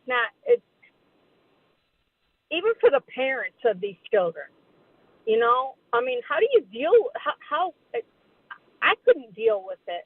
I don't know how these little kids. I mean, and there's more than just the two that you named for sure. I believe Oprah's in on it. I believe that there's several in on it. I mean, and the issue is that the client list has been floating a lot around online, rumored client list, for years and years and years. And right. You would think that some of these individuals who have been named on this list would be clamoring for this information to clear their name as well, yet they've been quiet as a church mouse. It's a little weird, but I think we need actual justice for the victims in this case, and we need actual accountability for the elites in this case. Yeah, well, and the other thing is, okay, they're saying that they want the Trump administration said, Bondi said, they want to. I'm sorry, my mind's racing. You're okay. They want justice for like predators and stuff. Like, for instance, the ones that are the illegals that are here. As far as I'm concerned, yes, we want justice for what they've done, but we also want justice for nobody's any different. It doesn't matter if your name's in the White House or whatever. If you've done wrong, you've done wrong. Yeah. And how Musk said that Trump's name was on the list. It's also funny, after he said that, then this whole Bondi thing came out and nothing said about it. You know what I'm saying? Yep. And words matter. Elon said Trump was in the files, which he didn't say he was on the list. He said he was in the files. Words matter there. Denise, I appreciate the call, and I appreciate, again, you sharing that with us. Thank you so much. 615-737-9986 if you want to join the conversation. All of this about the Epstein files, it's important. Make no mistake about it. But Trump is still crushing. Like we're still putting a lot of points on the board and garnering a lot of wins. When it comes to the economy, we're seeing a lot of good stuff. Running a surplus in June of 2025. We'll talk about that on the way. Plus, when it comes to immigration enforcement, we're putting a lot of wins on the board as well. We'll talk about that on the way as also. It is 10:54 right here on Super Talk 99.7 WTN.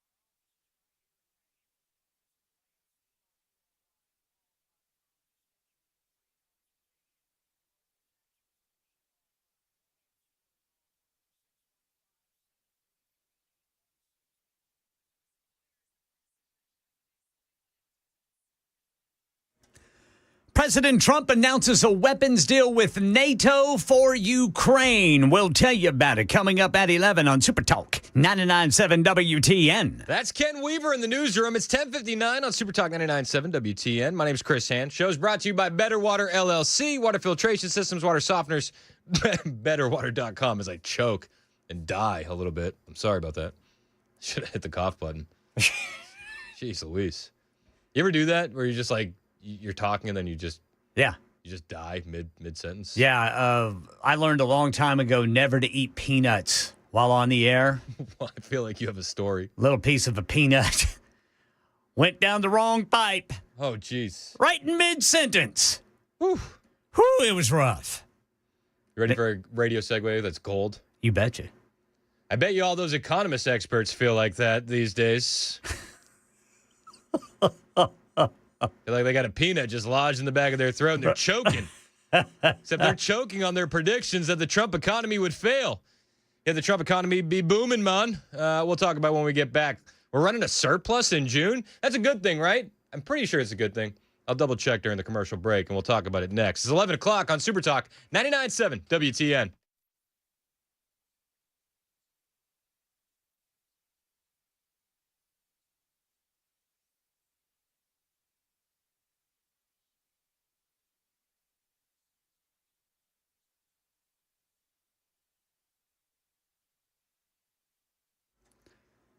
It's 11 o'clock on the dot. I'm Ken Weaver with your top stories. Heat and humidity to start the week. We've got the full forecast coming up in 5 minutes.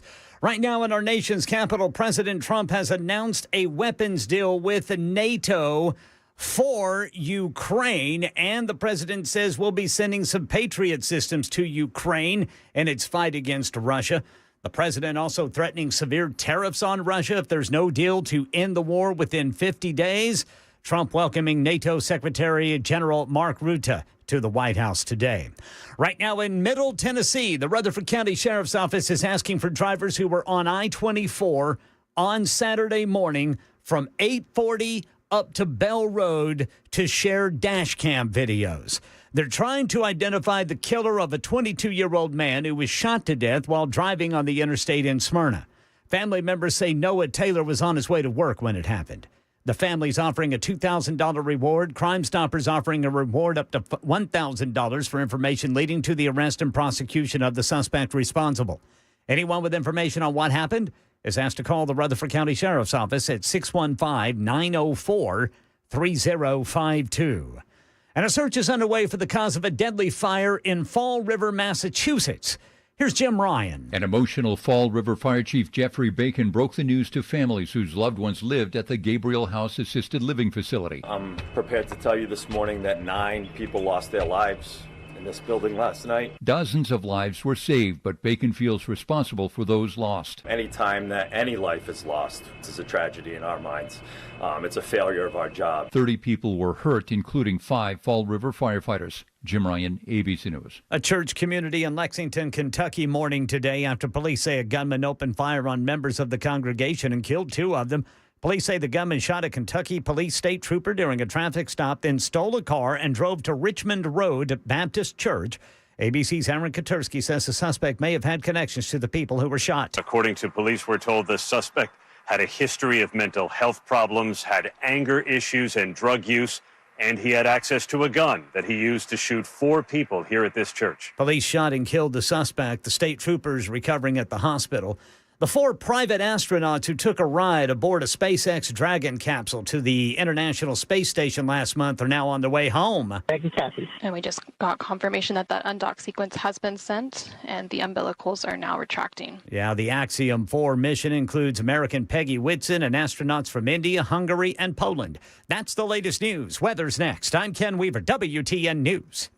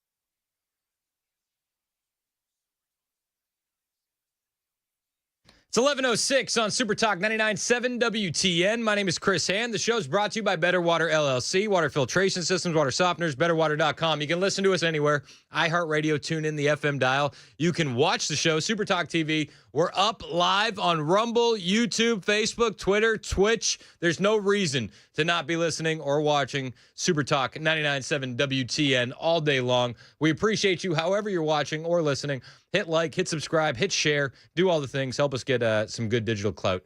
We appreciate it. My son, my 7-year-old, he's got a birthday coming up at the end of August. And he said to me, Dad, Bishop had a great birthday. I said, he did. We really spoiled him over the weekend, didn't we? He's like, oh yeah, WWE, all the presents, all this and that.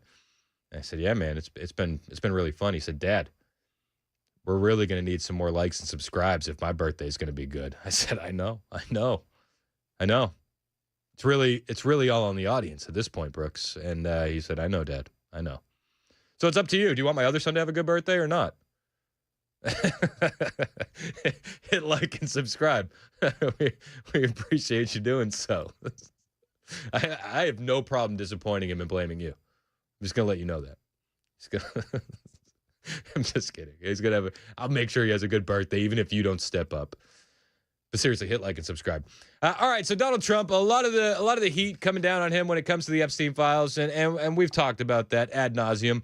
But there's a lot of good news out there when it comes to the Trump administration too, and we shouldn't dwell too much on the one thing that's really a shortcoming, which we could dwell on it all show if we wanted to, but we should celebrate some of the wins also.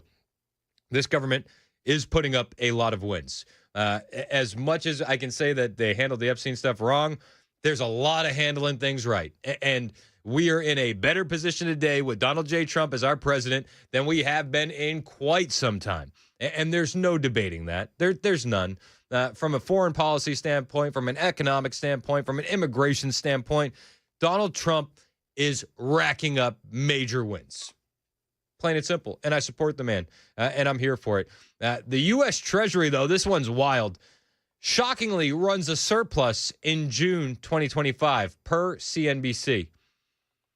We were at plus $27 billion, following a May where we were down $316 billion. And the reason we're running a surplus now is thanks to tariffs. Yes, the tariffs that they said would throw us into an inflationary tailspin and a recession.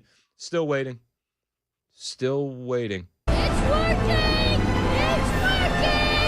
Yeah. Trump was right about everything. Again, I think apologies are in order to one Scott Bessent and one Donald J. Trump. Increasing tariff collections are helping shore up the government finances, says one Scott Bessent. President Trump has also slapped 30% tariffs on the European Union and Mexico. If either of them raise tariffs, the new U.S. tariff will be 30% plus whatever they charge. Thank you for your attention to this matter.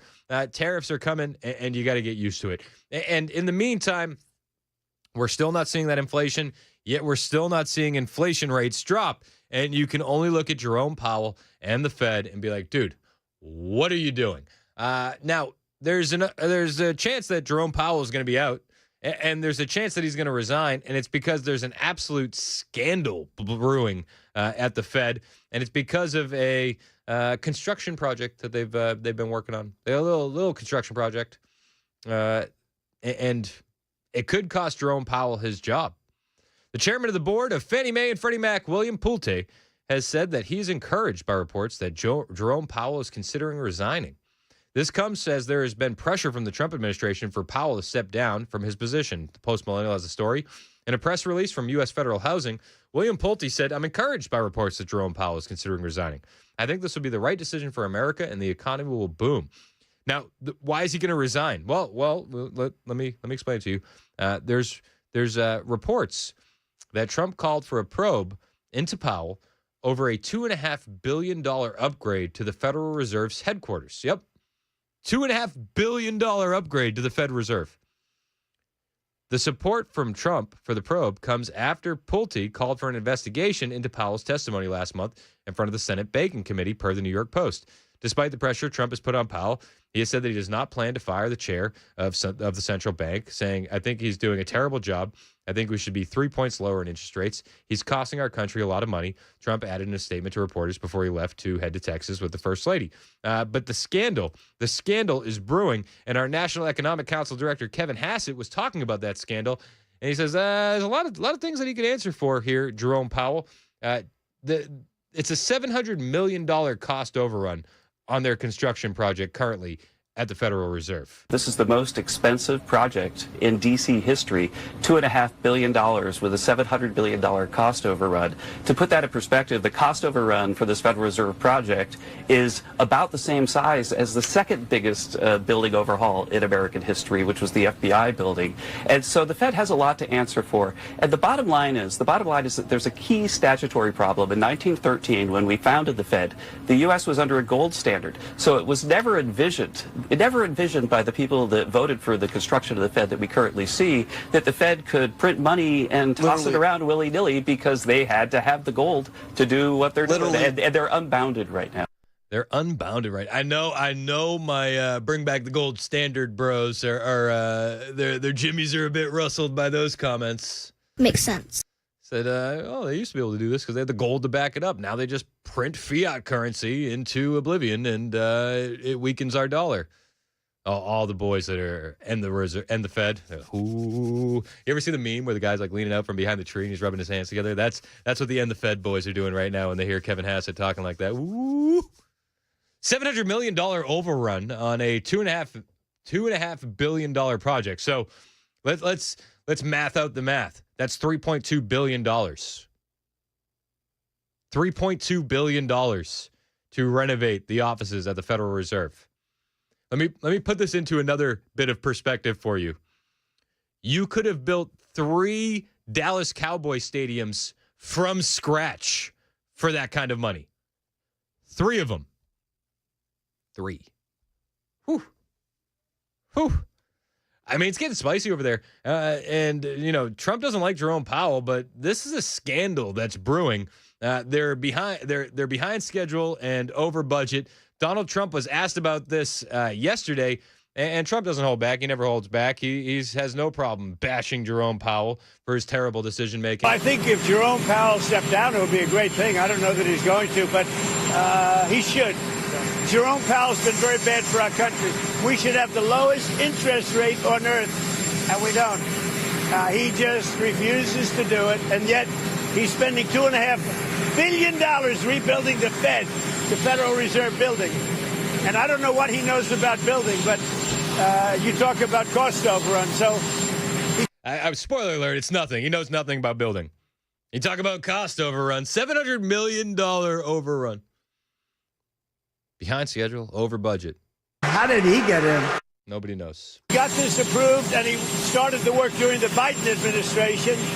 And he doesn't look like the kind of a guy, frankly, that wants to spend $2.5 billion. And it's very interesting because out of 71 economists, one person, me, and then one other person, I think from Wharton, got it right. And only one person got it right. It was me. Trump was right about everything. The others were all wrong in terms of the success of our country this quickly. We have no inflation. We have cash pouring in. It was me and somebody else. Then I can tell you, I don't need 5,000 people working for me behind the scenes like Jerome Powell to tell him what he should say once a month. He's just an absolute savage. He's... hello, 911. I'd like to report an assault. He just keeps beating the man. He's down already. He's just bludgeoning him at this point. Stop. Make him stop. I just love you don't know what Trump you're going to get. Is it nice talking Trump, or is it I'm pulling the frying pan out of my backpack and bashing you over the head with it? Yeah, we went with frying pan method yesterday. That's Sam, by the way. Sam's training to be another producer here at Super Talk. What's up, Sam? Nothing much. I'm just enjoying today. There's no Mason in here stinking the place up. There we go. Mason will be making his round around that corner once he catches up via delay in the back. About 15 seconds to let his opinion be known. I'll take the frying pan at that point. Donald Trump continues. Because they got it wrong. The Fed got it wrong. I call him too late. He's always too late. Every point cost us $360 billion. Think of that. and we should be 3 points. That's almost $1 trillion, approximately $1 trillion less. We should be just with the signing of a piece of paper. So we'll see what happens. I mean, you're telling me he's going to quit. I hope he quits. I don't know that he's going to quit, but he should quit. I don't know if he's going to quit. He should. I would if I was him. Terrible. I'd be embarrassed. I'd remove all the mirrors from my home if I was him. I wouldn't even want to look at myself after this string of terrible decisions I've made if I was Jerome Powell. $700 million overrun. Again, that's a scandal that's brewing, something that we're going to pay attention to. Jerome Powell, they got a $2.5 billion renovation approved. They're $700 million over budget. $3.2 billion. You could build 3 Dallas Cowboys stadiums for what they're doing. Anybody mad about this? No. Conservatives are mad about this. Are anybody on the left mad about this? No. What's the left mad about? Have you been paying attention to what the left's mad about? Oh, that's right. They're mad about alligator Alcatraz. Yes. That's so the Democrats spent their weekend being and moaning about. Debbie Wasserman Schultz went on MSNBC to talk about the types of appliances that they have at alligator Alcatraz. So they essentially drink.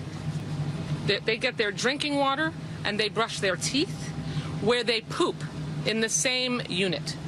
They bragged that they went above standards, supposedly, and gave them a 3-foot privacy wall that stretches the length inside the 32 detainee cage.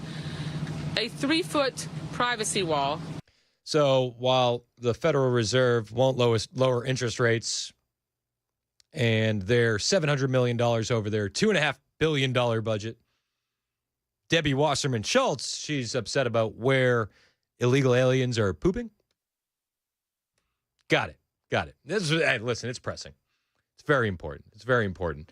I would also like to point out that what she's talking about is no different than any prison in America anywhere. They all have these sinks that are built into the top of the toilets. You can actually buy these. Did you ever see these? You can buy them at Home Depot. They use them in Japan a lot, believe it or not.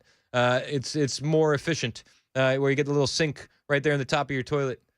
I think they're cool. Personally. Who wouldn't want that? That's efficient. I would sit backwards on that thing. Washing my hands while I'm doing it. That's efficiency. That'd save you about 30 seconds. Hey, you know what I mean? I think if anything, they might have the steel ones. They do have the steel ones. They do. The porcelain one looks nice, though. But they do. They use them in Japan all the time. They do. Tom Homan was asked about the outrage over where the newcomers are pooping, and he's just like, "Are we really doing this? We're complaining about where the illegal aliens are pooping at alligator Alcatraz." I mean, bottom line is, from the day one, I've been doing this job since 1984.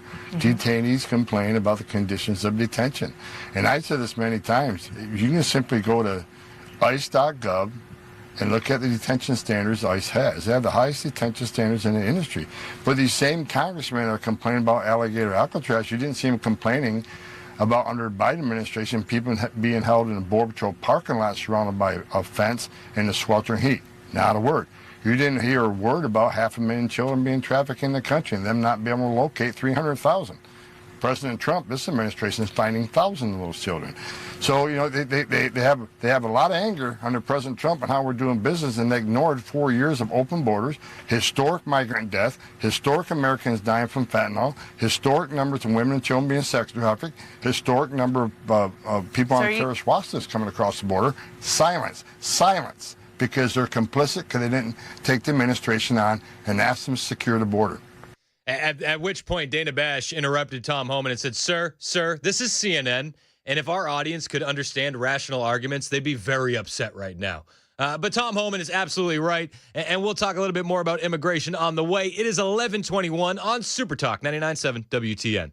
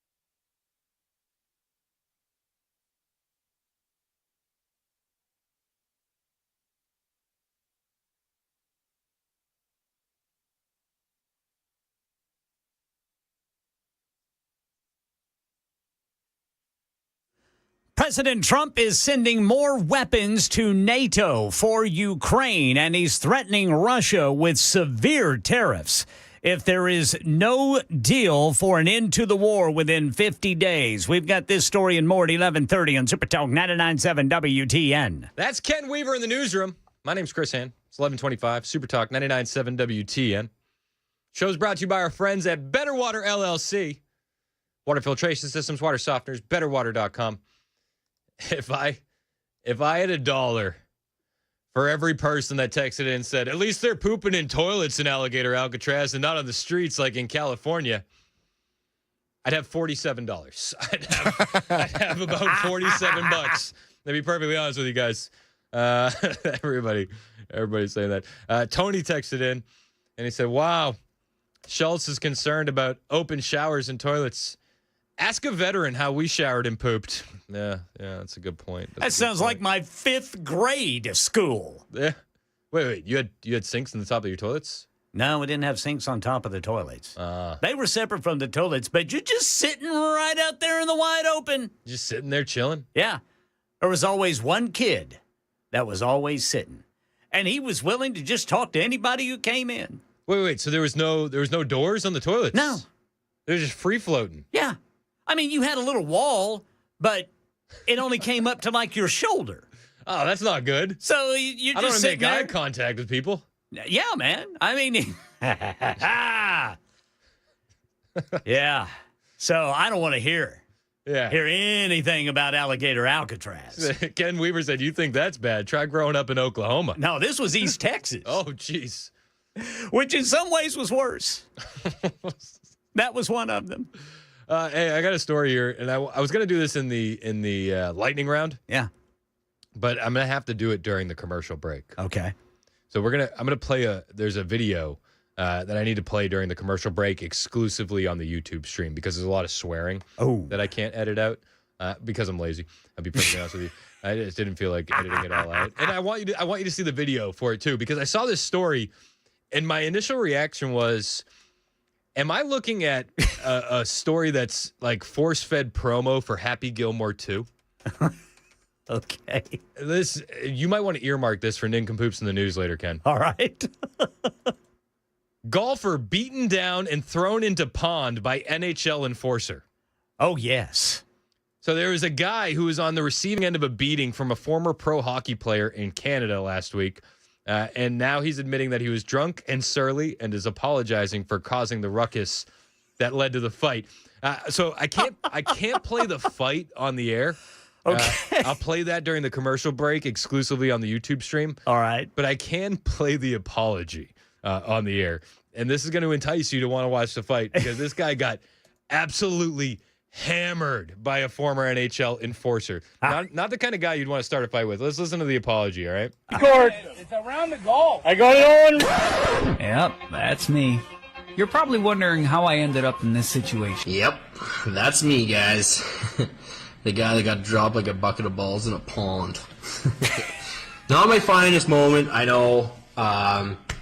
Looks real bad. Played 36 holes of golf. We drank way too much, and my mouth ran faster than my brain. My mouth ran faster than my brain. So this guy got the brakes beaten off of him by the NHL enforcer. Yeah. Okay, the NHLer's name, some of you guys are probably going to want to know. Tarnasky?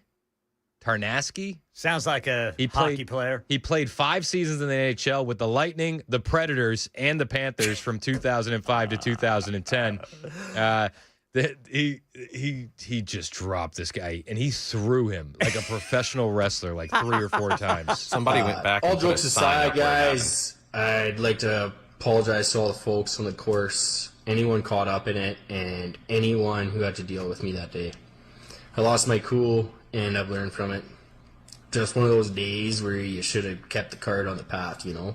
Yeah, he should have. All right, so if you want to see the fight and the expletives that came with it, jump over to our YouTube stream, and we'll play that for you exclusively on the stream, unedited, uncensored, after Ken Weaver's newscast, which starts right now on Super Talk 99.7 WTN.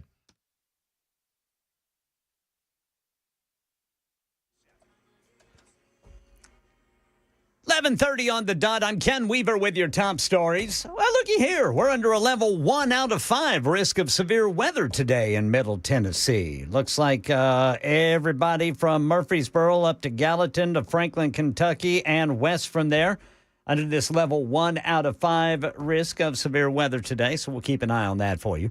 President Trump is sending more weapons to NATO. He has announced a weapons deal with NATO to make weapons that he says NATO will pay for and give to Ukraine in its fight against Russia. And he's threatening Russia with what he calls severe tariffs if there's no deal to end the war within 50 days.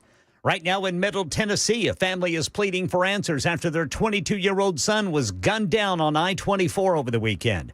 Channel 4's Joylyn Bukovac says detectives want drivers to check their dash cam footage to help track down Noah Taylor's killer. 22-year-old Noah Taylor was driving along I-24 early Saturday morning when he was shot and killed near the Waldron Road exit. Now detectives are trying to track down his killer. His family tells us that he just celebrated his 22nd birthday, and now they're planning his funeral. There's a GoFundMe to help with expenses, and they are offering a $2,000 reward for tips that lead to an arrest in this case. Yeah, so anybody who was on I-24 Saturday morning in between 840 and Bell Road, if you have dash cam footage of your travels that day in that area, you're asked to contact the Rutherford County Sheriff's Office. Speaking of travels, I am looking at a massive traffic situation right now in Sumner County. It looks like there's an eastbound closure on State Route 386.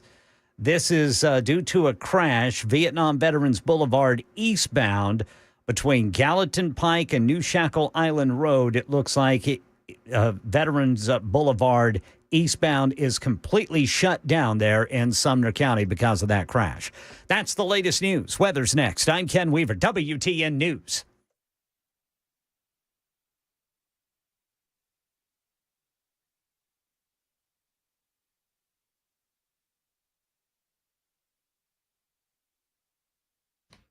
All right, check. All right, so we're back live on the stream exclusively now because I wanted to show you this fight between former NHLer Nick Tarnasky and the drunk guy golfing. Nick, actually, he played for the Predators in 2008-2009 season. He played in 11 games. He wasn't that good, and he only spent one season with the Preds. If he fought like this guy, if he could fight other NHL players the way he fought the guy who's drunk at the golf course, I feel like he probably would have stuck around a little bit longer. But listen to how this went down at the golf course. It's glorious. You guys need to get off the golf course. Yeah, we will, man. No, now. Like, pack up, go now. Please leave. Cart and go. Please leave, sir. Oh. Hey, no. Man. Come on, man. And into the lake. Hey!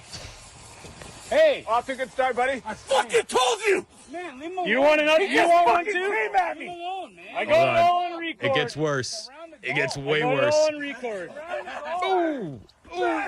Hey! You want to fucking go, guy? Leave him alone. Hey, leave him alone, man.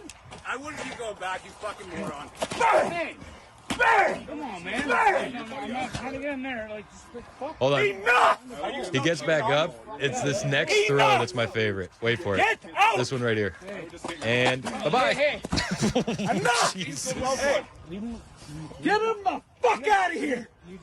No, it's not going to go well for It's not okay. Take him home or get him fucking out of here. Fucking get moving! Come on, kids. You got to pick your friends wisely. His buddy should have got him out of there way sooner. That's a good one, though. It's a good one. Share it with your friends. And thanks for joining us for a little stream content exclusive. I'm going to go get some water, and then we'll check back in for the lightning round next. Super Talk 99.7 WTN.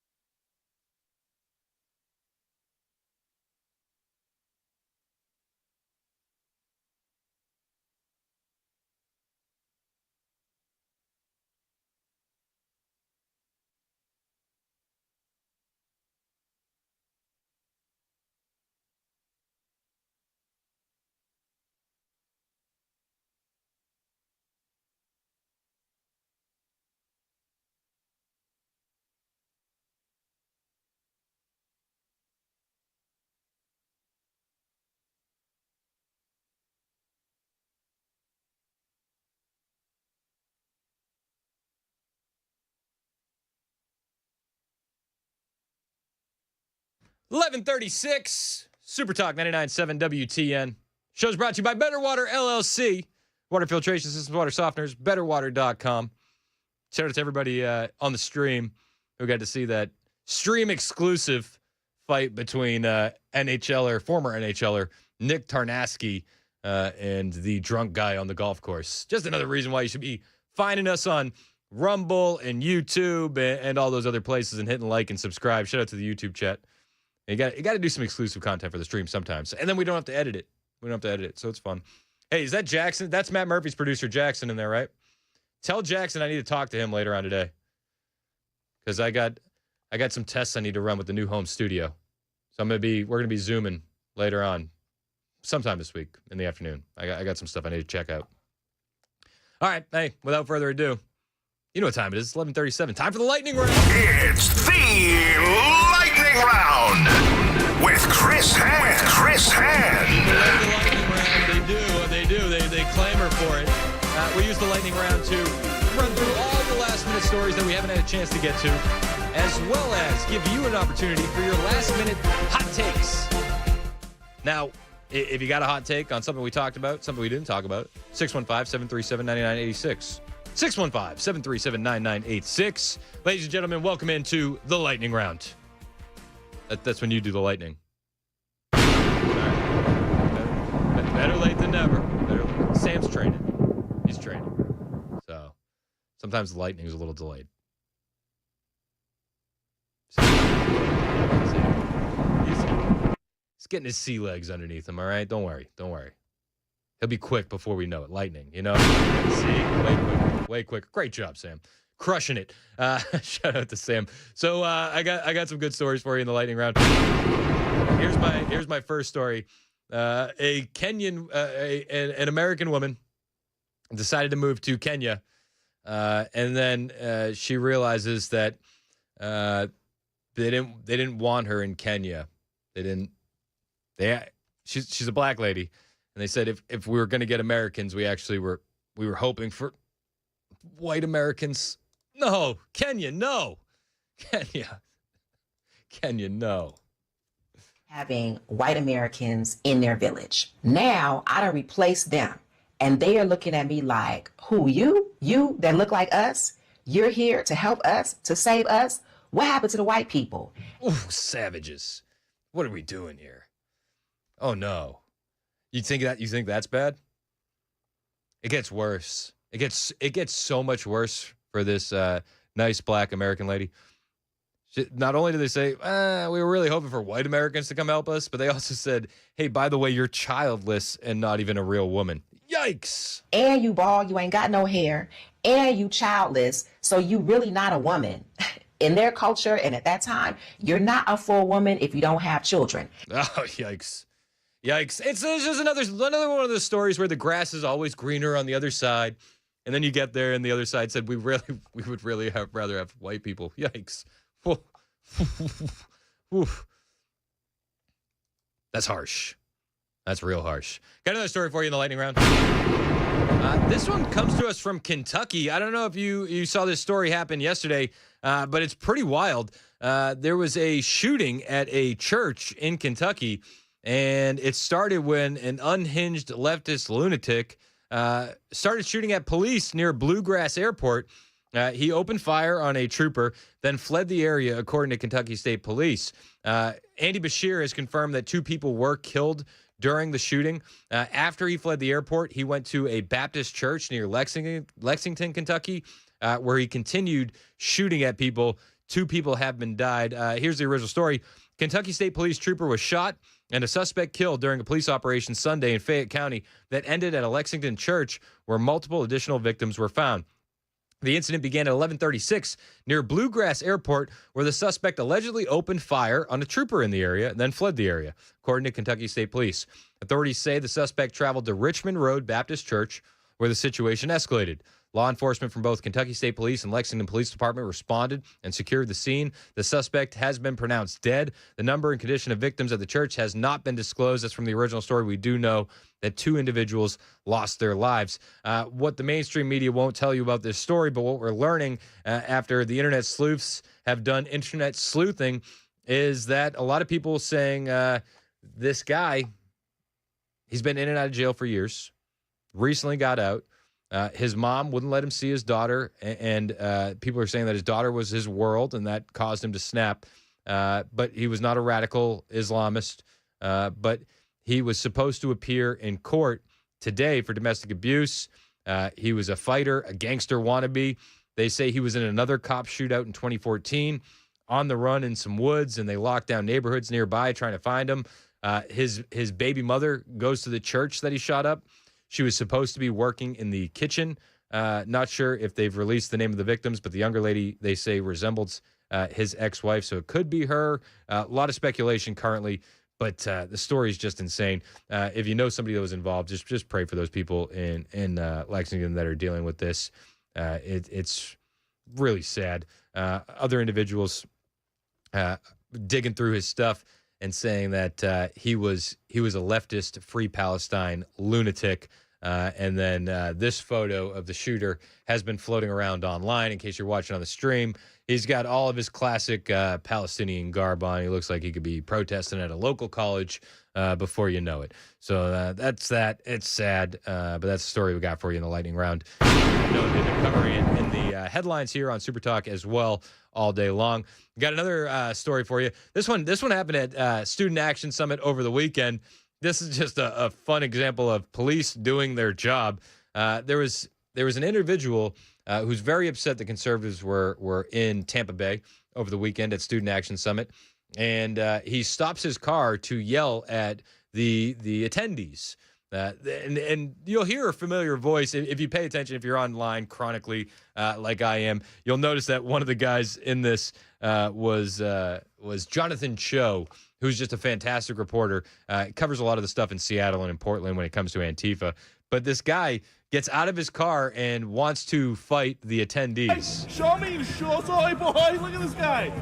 Calling him a soy boy. Come on, come at me, bro. Come at me, bro. Things escalate. This guy comes over to the crowd and wants to get into it. And then somebody says, dude, they're stealing your car, because he left his car parked in the middle of the street. And then this is when things get a little bit hairy, because somebody decides to cross the street from the other side at the same time, gets pushed by this individual, and then police step in. They're stealing your car. They're stealing your car. And he tries to swing on somebody. In comes police, who just throws this guy down, to which the crowd cheers. A nice USA chant breaks out. Gotta love it. Gotta love it. Hate America. You want to act like a tough guy? Well, here's some nice silver bracelets for you. You're not that guy, pal. Trust me. You're not that guy. No, he wasn't that guy, and he found out relatively quickly. I got another story for you here in the lightning round. This time, we're going back to Minnesota, don't you know? A story that has disappeared from mainstream media rather quickly, which always kind of makes you a little bit suspicious. Remember the story where the Minnesota lawmakers were gunned down by the lunatic? Well, we got an update here. The suspect in that assassination of the Minnesota lawmaker says it has nothing to do with Trump or abortion. The Post-Millennial has a story. He says, you're fishing, and I can't talk about my case. I will say it didn't involve either Trump stuff or pro-life. Yep. That's according to Vance Bolter, the suspect in the Minnesota assassination of the Minnesota lawmaker and her husband. He reportedly hinted that the motive was at what his motive was when he was interviewed in jail, and said that the killing and shooting of Minnesota lawmakers did not have to do with President Trump or his pro-life stance, saying from an interview in his cell, you're fishing, and I can't talk about my case, but I'll say it didn't involve either Trump or the stuff or pro-life. I will say I am personally pro-life, but it wasn't those, he said, using the jail's messaging system. I will just say there's a lot of information that will come out in the future and that people will look at and judge for themselves that goes back 24 months before the 14th if the government ever lets it get out. Curiouser and curiouser. We'll keep you updated on that should any of the information come out. Hey, got another story for you in the lightning round. As the left tells us that Donald Trump is making people fear for their lives with this immigration enforcement, California's got a new plan. This is just a great plan, unbelievable plan. California's plan to help the newcomers is to give out cash cards to illegal aliens who stop going to work over fear of ICE raids. Yep. Oh, you're scared? You're scared to go to work because of ICE? Here's a Visa card with $3,000 on it. You know what? I suddenly became afraid to go to work because of ICE raids. I'll make that deal. Who wouldn't? How about you bitch? You make that deal? Who wouldn't I'd make a make deal? that deal. I don't blame you. Damn good deal. It's a good deal. If I'm a migrant in California, suddenly I've become overwhelmed with fear. Right? Like, wouldn't you be? I'm paralyzed by fear. Paralyzed. I would. Mayor Karen Bass made this announcement on Friday, saying the city would be providing preloaded cash cards to illegal aliens who have been afraid to go to work out of fear they could be picked up by ICE. She said migrants will receive a couple $100 and that the financial aid would be available in about a week. She said, I quote, "You have people who don't want to leave their homes, who are not going to work, and they're in need of cash. So, hey, here's the government to step in, right? Right? Yeah. It's nice."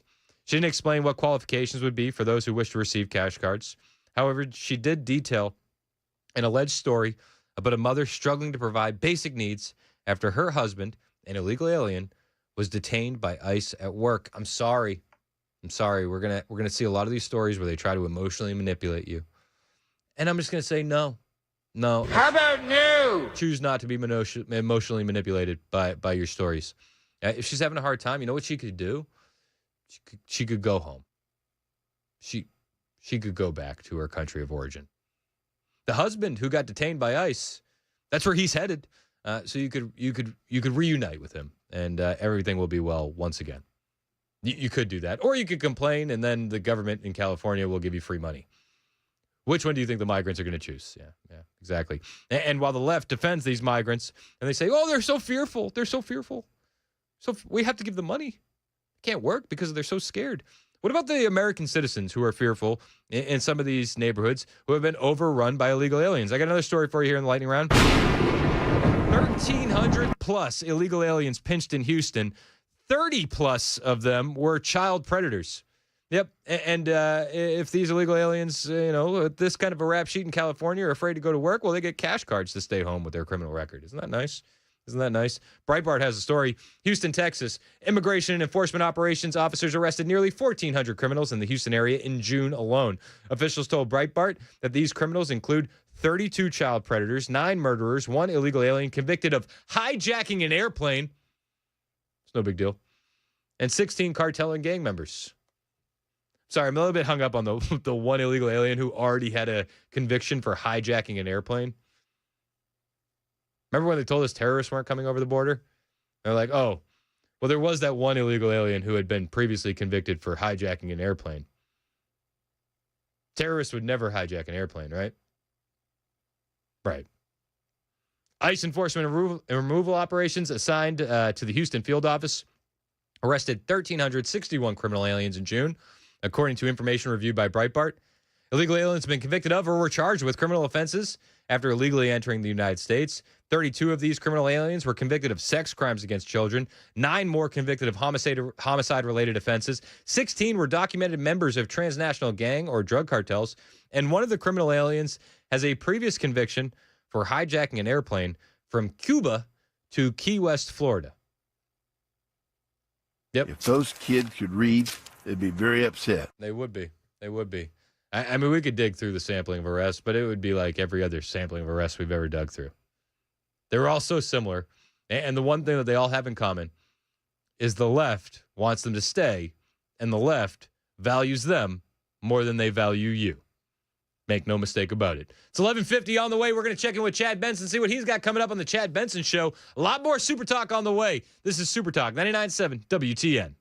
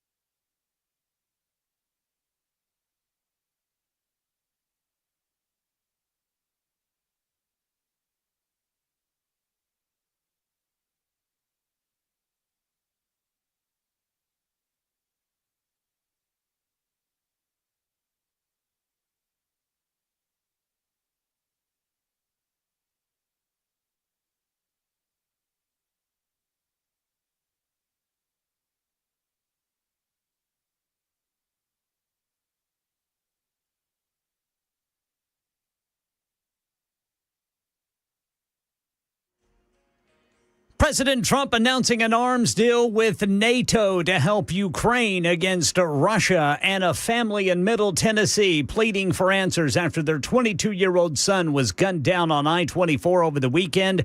These stories and more coming up at noon on Super Talk 99.7 WTN. Thank you, Ken Weaver. It's 11:56. This is Super Talk 99.7 WTN. My name is Chris Hand. Show's brought to you by Better Water LLC. Water filtration systems, water softeners, betterwater.com. Let's check in on how Sam's doing. Sam, why would we need water filters? Do you know? Do you have any idea? I don't like them putting chemicals in the water that turn the friggin' frogs gay. That's a good point. You sound a lot like Alex Jones. Betterwater.com. I can do it if you want me to. Perfect. Nailed it. What's up, Chad? Chad What's up, Benson's in the man? studio. How you doing, brother? I'm good, man. How are you? How was your weekend? It's quiet. Played pickleball Saturday, and yesterday I slept a lot. Just relaxed. Did The nothing. whole day? You know what? A lot yesterday. I was just beat from the week before. Doing a lot of shows. And I just told my wife, I said, it's all cut up to me. I'm just going to nap all day. We try to make Sunday our nap days. Yeah, that's good. For everybody. Yeah. We didn't do it yesterday. No, because you were busy. I was building the studio, man. I was like, I can't sleep at a time like this. No. I felt like a kid on Christmas. It's fun, right? Because you get a blank canvas to build something. Really? And you just go and you just start building. And I went about this. I've always thought about that. What about putting this here? This would be cool. Yep. That's exactly what we're doing. You know, so it's awesome. And you're learning something new, too, because you're dealing with the video side of the world. And, okay, what do I have to do with this? What do I have to learn? Oh, my gosh, I need a logo. For the logo, what kind of open do I need? All that stuff. Well, and we're building the whole thing for video. It's not like you're building a film studio, not a radio studio. Exactly. That's it. It's a TV studio that you could do filming. I mean, that you can do radio. 100%. And that's just and that's why it's a whole new world. It's awesome. It is. Yeah, we've been having a blast, man. An absolute blast. And shout out to my wife. She's been a rock star. I don't know style. I don't know if you knew this about me. I don't have much style. No. So I just lean in. I lean in with my wife. Yeah. Whatever she says goes. I'm like, that's actually a great idea. Okay, let's do that. I was thinking the same thing. That's why you have the vision. I don't. Just put me in front of a camera and a microphone and I'll go. I don't want to figure out how the rest of it works. Exactly. I don't know. That's the way it should be. Yep. So 100%. how was wrestling night? Oh my gosh, wrestling was so good, dude. We had such a blast. The boys were downright giddy. How did Gunter do? Gunter got put through a table. Oh, he did. It's the worst. He got put. It's not how you want to end your evening. No. So he lost. Yeah, he lost. So guy no name. No, he won, but he got beat up. Yep. But my boys had a blast. Just an absolute. It was a party. It felt like we squeezed 10 days into our weekend. That's good. It was awesome. It's one of those things where he's going to be walking it off for the next few days. So my 7-year-old said to me, Dad, Bishop had a really good birthday, and I said it's because all the people are hitting like and subscribing. And he goes, well, do you think I'll have a good birthday? I said it's up to the audience. Yeah. So it's really up to them. Thumbs up, thumbs down. If we get more likes and more subscribers, it's sky's the limit, man. I said, but it's really on the audience. Have you given him, like, if we get to this many, you get this? If you get to this many, we get this? What's he want to do for his? He hasn't really given me any ideas, but I got some stuff that it's percolating. I got some game plans for what we're going to do for his birthday. Are you going to take Bishop with him? Because, he 100%, brought... 100%. Okay. It'll be another boys' trip. And I don't want to give away too much on the air because he might be listening currently. He's on his way back from camp. Shout out to the audience for all the likes to get the kids to camp. But I don't want to spoil it, but I got a good plan for him. When's his birthday? August 28th. So we got some time. If the audience wants to make it a little bit better, hit like and subscribe. Like and subscribe. Videos. Otherwise, he might not get a birthday at all. No. Kids don't eat. It's off the table on me now. It's on the audience. Oh man, this sounds it's good. on them.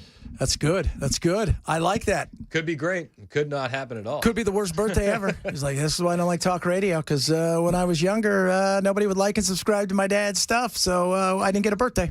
What are you talking about today? I don't know. Stuff. Water buffaloes. It was pretty exciting. We'll talk a little bit about that. We had another bear attack. It's always interesting. Some Trump stuff. I'm sure we'll squeeze some stuff in about that. NATO. Who knows what? It'll be a lot of fun. Looking forward to it. Chad Benson's in next. It's 12 o'clock on Super Talk 99.7 WTN.